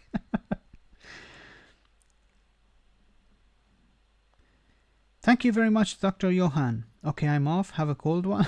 Thank you. Good night. Take care and keep up the good work. You're a great doctor. Thank you very much. Dr. Johan works in a hospital in Germany, and he's doing some fantastic work there. Double guitars, thank you very much. Food for the hamster. That's great. The hamster will be delighted.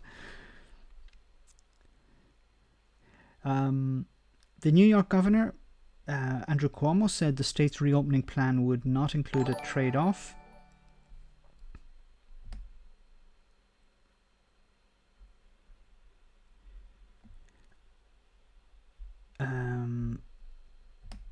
Something weird happened there. Okay, sorry, apologies. So the New York governor, Andrew Cuomo, said that the state's reopening plan would not include a trade-off between the economy and public health. To me, a human life is priceless, Cuomo said. California's governor, Gavin Newsom, similarly warned that the state would need to continue observing social distancing restrictions until a vaccine is developed, but not going back to normal. And I agree with that. You can't go back to normal. There will be a new normal, of course, but we need to maintain some basic levels of restriction in order to keep some sort of lid on this problem until we have a vaccine. And then when we have a vaccine, then we can start to return to some sort of normality. But I think the problem is that the world will have moved on so much in the next 12 months that we won't go back to the normal we had before. If I want to talk also about Virgin Airways, Virgin Atlantic, who are laying off 3,000 people. Those jobs are probably not coming back. The whole airline industry is going to change. Ryanair are talking about laying off people as well. So the idea that you could just jump on a plane and go to another country in Europe or in the United States for the price of a few coffees is not going to be around in the future, I don't think.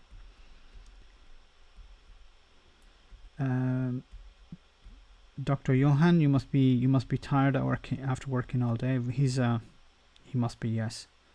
I don't want to give too much information about him because it's private information, but he does some amazing work. A poll showed majorities of Americans oppose reopening most businesses. Despite the president's push to reopen the economy, more than 7 in 10 Americans do not think movie theaters, gyms, nail salons should reopen at this time. Yes, you can't reopen things like...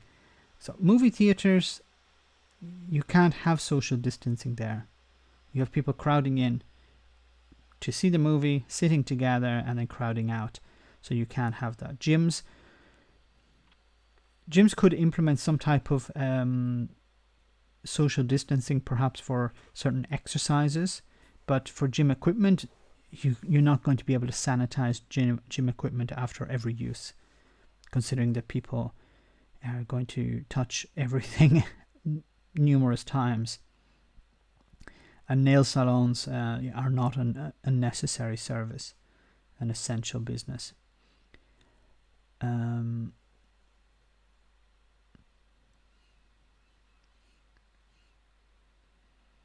Bring back airships. That'd actually be quite nice. It'd take a while to get to where you need to go, but it would be a pleasurable voyage. And then we have a poll shows Dr. Rick Bright filed his whistleblower complaint with the Office of Special Counsel. Bright, a former director of the Biomedical Advanced Research and Development Authority, has claimed that he was moved to a less important role for refusing to promote hydrochloroquine. I can never pronounce the name of that drug, as a potential coronavirus treatment. So this is related to Donald Trump got the idea that this drug is a miracle cure. It's a silver bullet. And he started promoting it, and also the Fox News were promoting it also. Then the results came out that it wasn't actually the super drug that people... Verity, welcome to the stream. So I didn't get the live stream alarm. I'm sorry. This is something I want to make a video about, actually. A lot of people are not getting notifications on videos that I upload, and I want to make a video about that because YouTube from time to time unsubscribe people, and it and also deactivate the notifications on some videos for some reason. I don't know why. It's an algorithmic problem. So I need to remind people, like, if you want to get notifications of videos or live streams, make sure to ring the bell. But YouTube keep disabling that for some reason. My vote counts is the same as an anti-vax moon denying flat earther. System's fucked. And that's the problem. We either support a system like that or we reject a system like that. And I tend to believe that the vote is very important. It's very powerful. And we shouldn't vote if we're not sure. It's not just you, Max. My channel also suffers. I'm sorry to hear that as well. I'm not familiar with your channel. Is it a political channel? If it is, I'd like to subscribe, or I'd like to subscribe anyway. We support each other. I don't get them for the live streams, but it still pops up on my main page. Okay. I used to promote the the stream through Twitter, but as I've been kicked off Twitter, I can't do that anymore. So I just want to show the other one. So just back on the main page. So related to the current situation in Britain. Just a moment.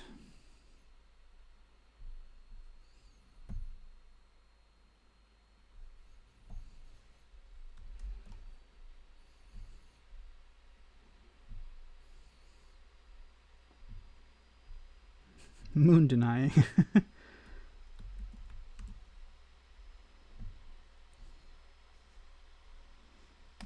Oh, Max, outdoor channel. Ah, interesting. Outdoor. Do you go hiking or is it gardening?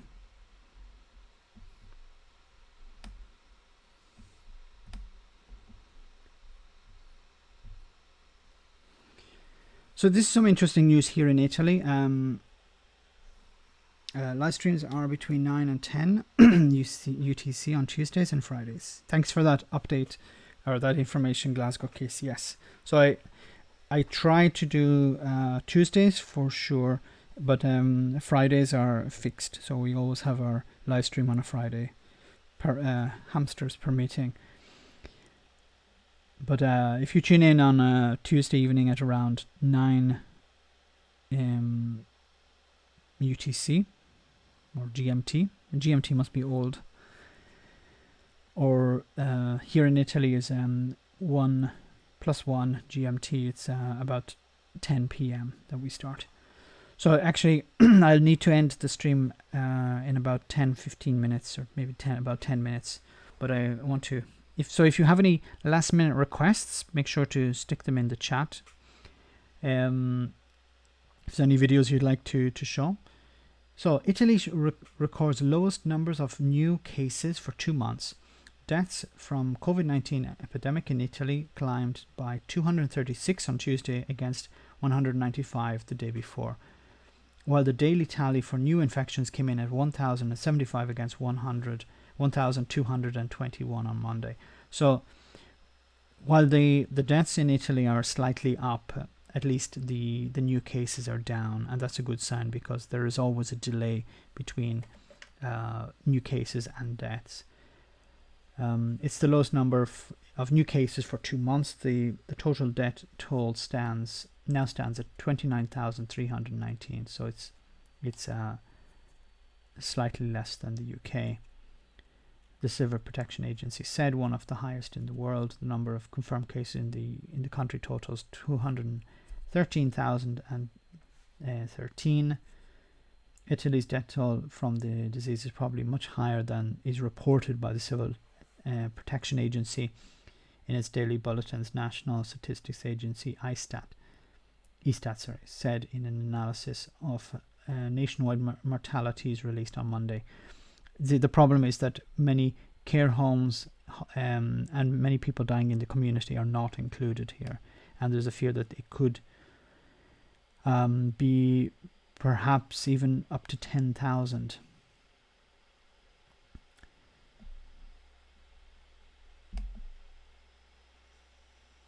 So this is from a few hours ago. So some of us we've been talking a little bit about it. Max, is there something fishy about you getting kicked off Twitter? I know people who've been repeatedly said far worse than you, but not allowed. I don't know. I made 2 requests to get back into Twitter, and both of them were rejected. So Jamie Goodley, David Icke says Nicola is too dim. I must do that. Wasn't most of Italy's COVID in the north? Yes, that's true. So in the north of it, so Italy, the richer part of the country is in the north and northeast. I live in Veneto, which is near Venice, which is in the richer northern part of Italy, and in Lombardy, where Milan is, that was where the cases first started, and that's where most of the cases have been. In the south of Italy, they have actually gotten haven't seen that great of numbers, and I'm not exactly sure why. I think it probably is because there's less movement in that area, so the people are staying at home, and they were able to avoid much of the infection. Most of the infection was maintained in Lombardy. So even though we saw a huge number of cases at the beginning in Veneto, the numbers dropped off pretty quickly.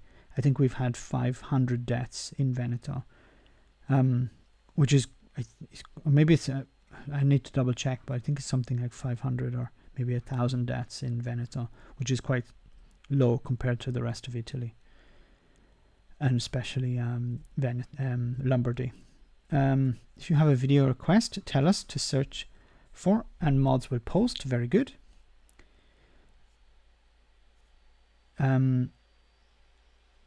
Get Max to set up so it comes up recommends as a set reminder upcoming streams, so I can see it for other live streams I'm into. I'll have a look into how it's possible. Maybe I can set an automatic live stream notification or something like that on YouTube. Trump, even though he's awful on Twitter, gets rid of Max.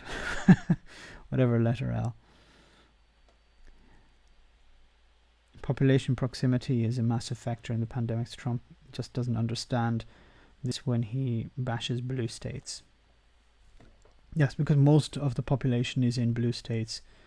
Okay, so let's see. Killer has this video he wants us to see. So let me just open my other chat. One moment.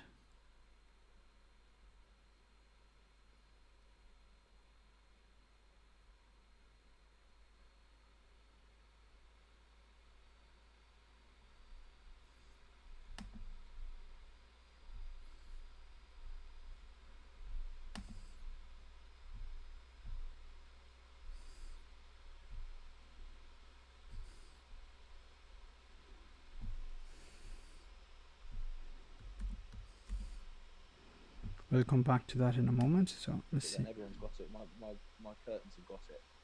It's nonsense. Everyone's got it. My So this is David Icke says Nicola is too dim. My curtains have got it. It's nonsense. Nicola Sturgeon will not have the brain power to realise that. Well, I don't know if I should be taking brain power advice for a man that pishes porridge on a daily basis. He makes the one guy for the Tiger King look like the Quizmaster. He's a fucking idiot. This is a guy that tells everybody that a Fray Bentis pie runs the world. Jellyfish are going to take over bingo numbers, and a fucking blancmange is actually in charge of the lottery. I don't. How does she know these things? How does she know that the blancmange is in charge of the lottery? Is she one of these lizard people too? No, he makes that much shite up that every single time I see it I think, wow, that's quite a reach, but then he fucking tops it again. He's convinced everybody's a lizard and he's actually dressed like one. And the very fact he's got wee Russian dolls behind him on a shelf frightens me as well. That's a wee woman inside a wee woman inside a wee woman inside a wee woman. Go figure that shit out. Very nice. So some people were asking about David Icke being banned from YouTube. How can I not defend David Icke and defend free speech at the same time? So there's something we have to make very clear. So free speech is not about YouTube. Free speech is not about Twitter. My free speech was not taken away by Twitter, because I still have a platform in other ways. They're not suppressing me, also because they're not the government. Free speech is about the relationship with your ability to speak and it being infringed by the government. So in the United States, for example, the First Amendment protects free speech from the government. So the government protects you from being having your ability to speak taken away by the government. That's it. It doesn't include YouTube. It doesn't include Twitter. It doesn't involve any other social media tools or anything that you can use to promote yourself. You need burner accounts. So was Twitter taking away my freedom of speech? In a way, yes. In a way, no. In the sense, yes, I can no longer speak on Twitter. I can only listen. I can't express myself. But on the other hand, no, because they're not the government. Now, was it right for YouTube to delete David Icke? I think we have to balance. If he was making jokes and it was offensive or something like that to some people, then I don't have a problem. But there is a sort of danger with the types of things that he is promoting. So he's telling people things like vaccines are a problem, you shouldn't be taking them, whatever, like that. That is a problem, to be promoting that. Alex Jones wants to feed me to his daughters. Here's the one with Hancock telling the doctor to be quiet. Okay, I wanted to see that one because I couldn't find it. So just a moment.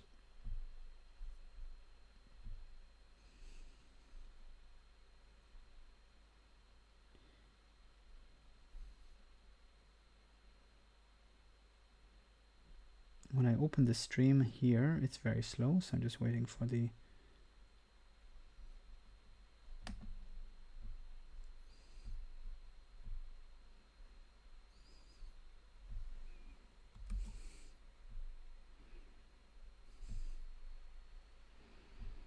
Okay, so let's hear what Matt Hancock had to say.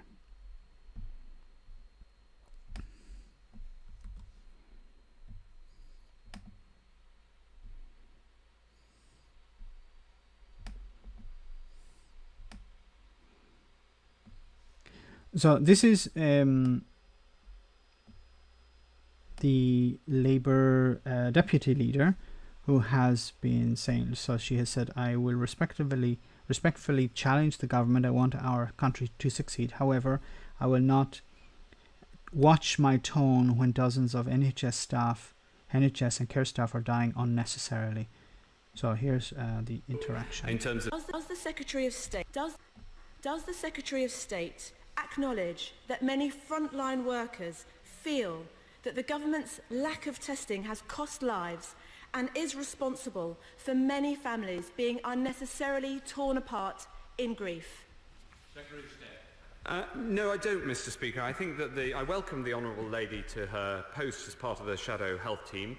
I think she might do well to take a leaf out of the Shadow Secretary of State's book in terms of tone. I'm afraid what she said... So this is what I was saying before. The problem here is not what she's saying, it's how she's saying it. I don't like the way she's saying it. I don't like the fact that she's saying it. I don't like to be questioned on these things.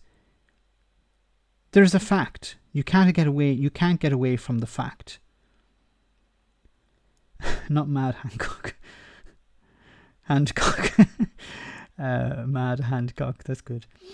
But you can't get away from the fact that people are risking their lives and they don't have the sufficient resources to deal with this.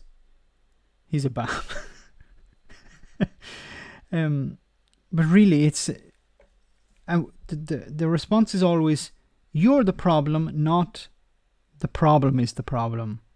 What we do is we create a new type of problem. You're the problem. The messenger is the problem. It's always been the case. The messenger is the problem, not what the messenger is talking about is the problem. I don't like your tone. To hell with her tone. I don't give a crap about her tone. I care about what she's actually saying. Is what she's saying true, or is it a lie? But you don't want to respond to that. You want to respond to a freaking tone. Much watch. European Parliament gives standing ovation to Scotland. It's the Aaron Smith's last speech, and he's in Westminster now. And a tip for SNP leader. We can watch that. But just a moment. What was wrong with her tone? She didn't even use once. It was a response, Brenda. I think in this case it's how dare you question me on these things? How dare you use words to challenge? It's once again, it's just find an excuse. It's the same way when members of the SNP I've seen stand up and ask a legitimate question. The response is, "Oh, you're nationalists. What are nationalists? Nationalists are bad people," or they'll laugh, or they'll walk out, or they'll ignore the question. They never respond to the question. So he is not responding to the question. He's inventing a new problem.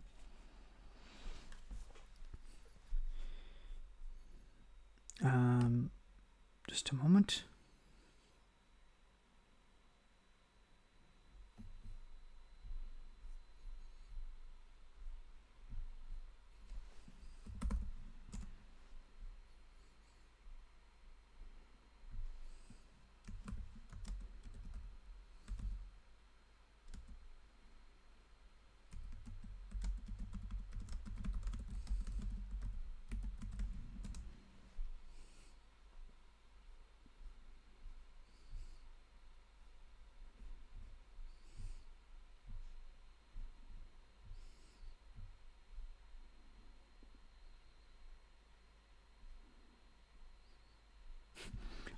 Why doesn't he say nasty question, fake news, just like Donald Trump? Yes.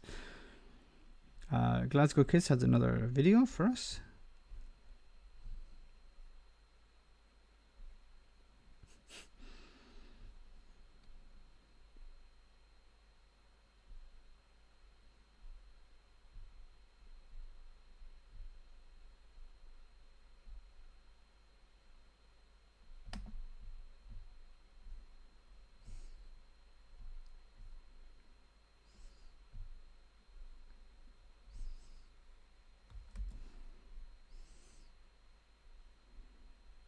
So this is from some time ago. This is from 2016.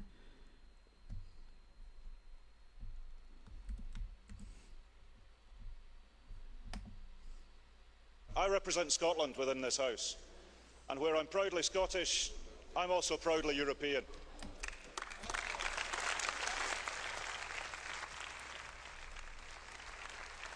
I want my country...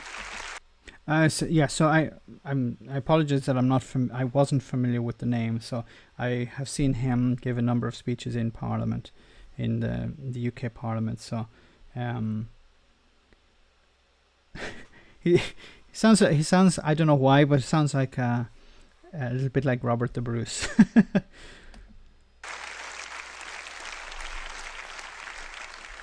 I want my country to be internationalist, cooperative, ecological, fair, European.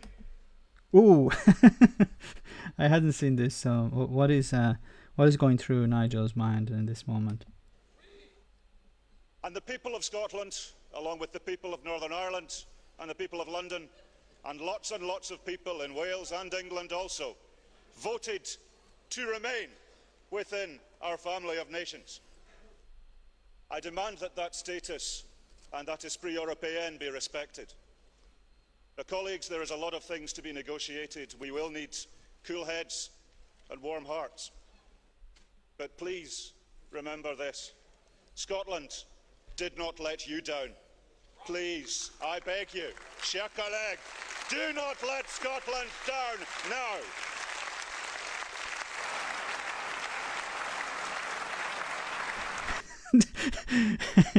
You Christ, you're old if you knew how Bruce sounded. I was going to say something, and then I cut myself off because I was afraid. I'm not sure how this conversation would go if I did continue. It was Robert the Bruce from Braveheart. He looks like my husband. Ah, okay. Useless toad face shyster for ashes.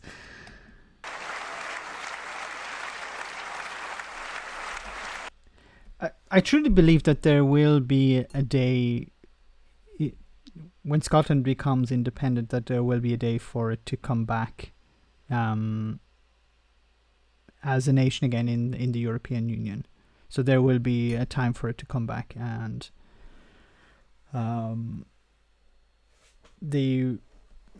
it will be welcomed back. It's a little bit sad as well how this was the last speeches that they could give, and then it was gone. But I do think a time will come when the UK, when Scotland does return. So.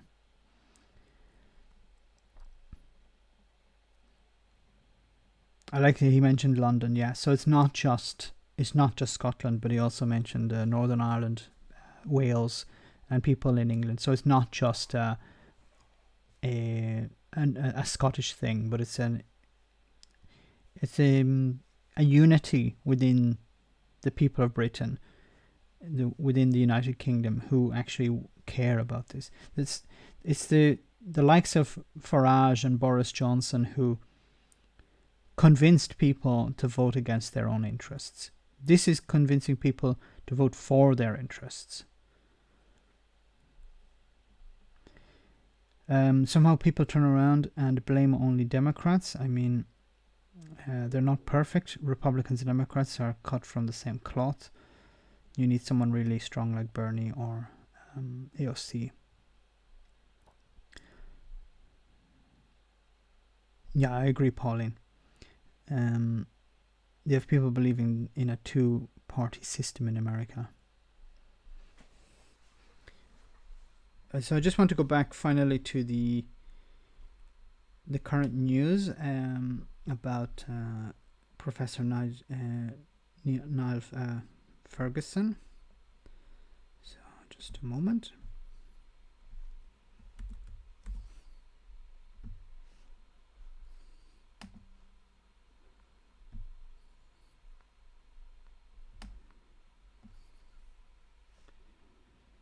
Max, are you familiar with Mary Black? Yes, I remember.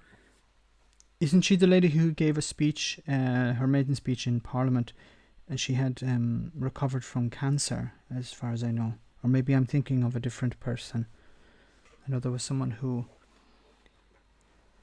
gave a very powerful speech in Parliament, the very first speech she had, but I may be confusing her with another person.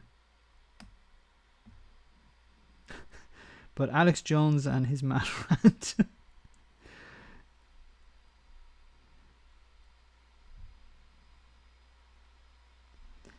So we'll get to Alex Jones in a moment. I think we'll end with Alex Jones, but I'm just going to comment on this as well. So top UK advisor resigns over lockdown breach.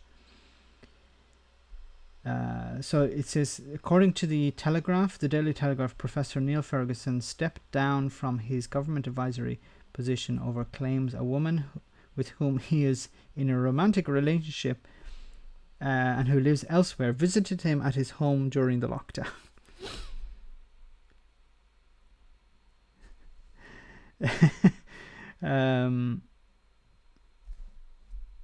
You can't... at least he did the honourable thing and resign. We can put it that way. But I think, yeah, I don't know if the advice he was giving to the government was useful or not.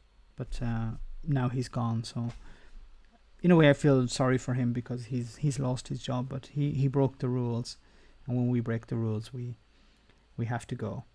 And but somebody said he was married, so he was having an affair. He was breaking the rules. He was breaking not just the rules, government rules, but he was breaking home rules as well, I think, as well, if he was in a romantic relationship with someone outside his marriage, if he is married, of course. So we'll just finish on one of the last videos. So just a moment, I'll find it. Glasgow Case posted something about Alex Jones. Just a moment, the stream is loading.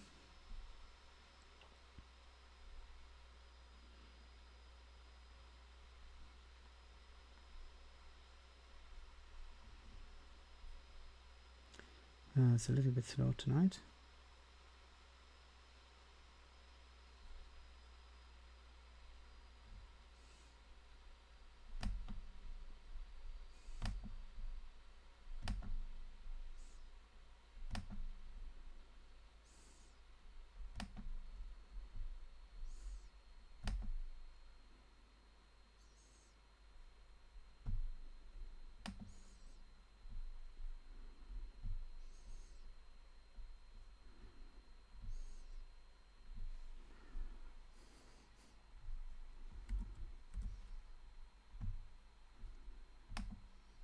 I'll admit it. I will eat my neighbors. I'm not letting my kids die. I'm just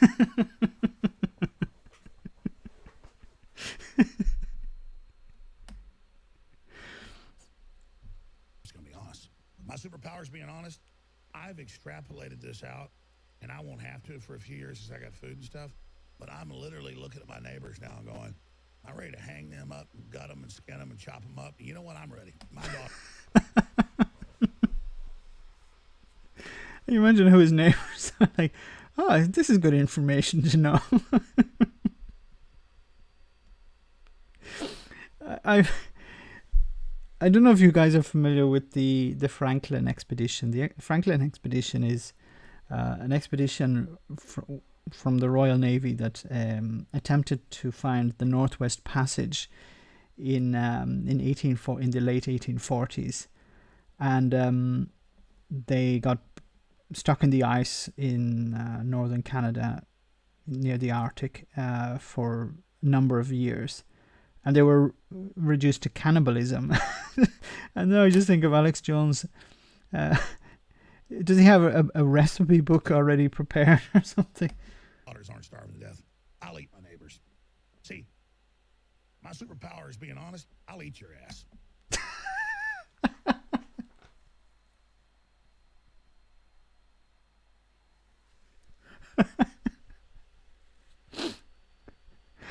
Does he not?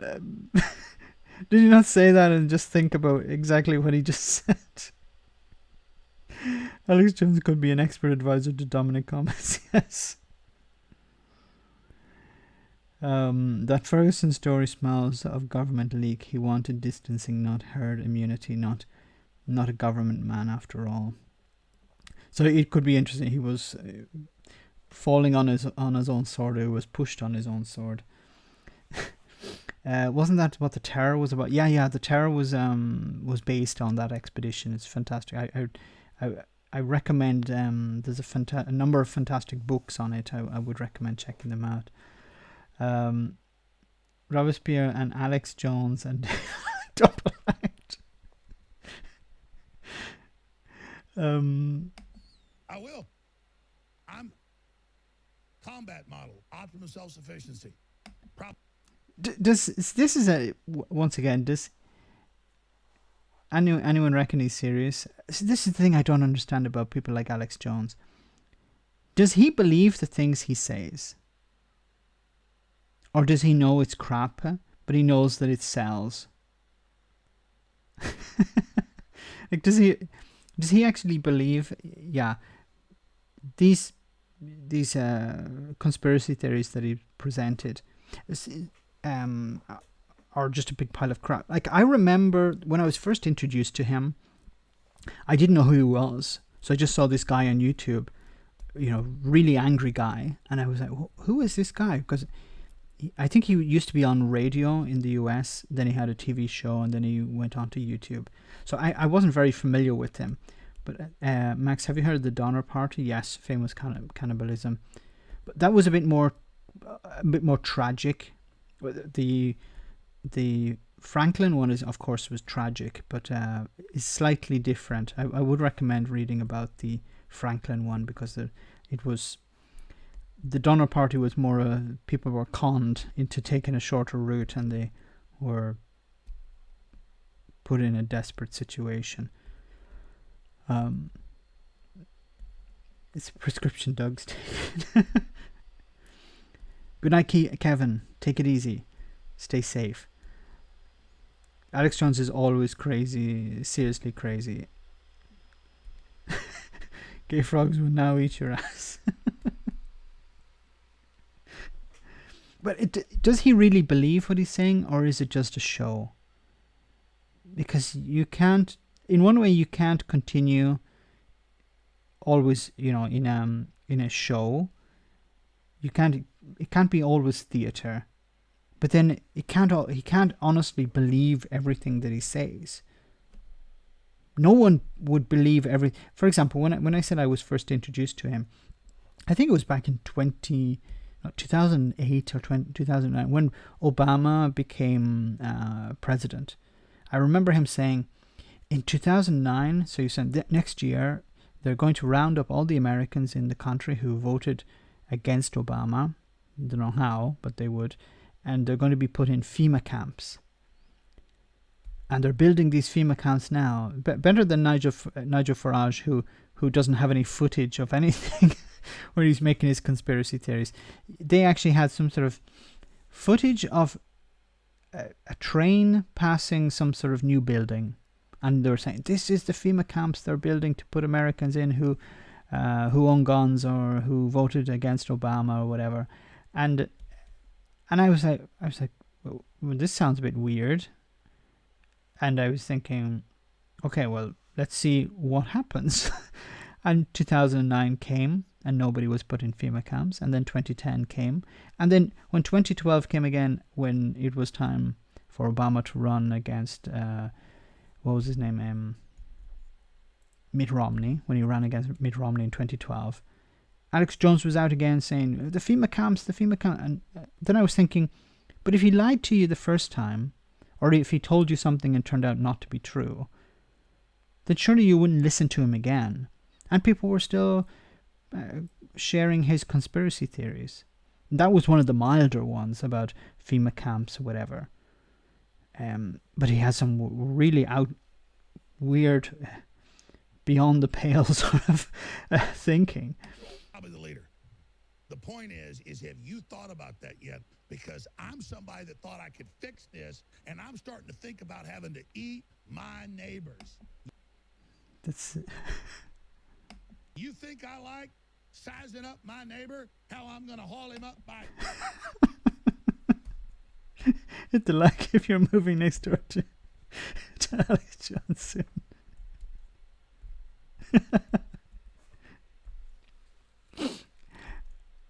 I don't know where he lives. I hope he lives on the top of a mountain, that he doesn't have any neighbors. Because if I was his neighbor, I'd be like, okay, I think I'm going to build a wall. A chain and chop his ass up. I'll do it. My children aren't going hungry. This is the thing, is does he say this and then when the camera is switched off, he's like, okay, how was that? Did I deliver it right in your eyes? I will eat your ass. Please stop saying that, Alex. That's why I want the globalists to know. I will eat your ass first.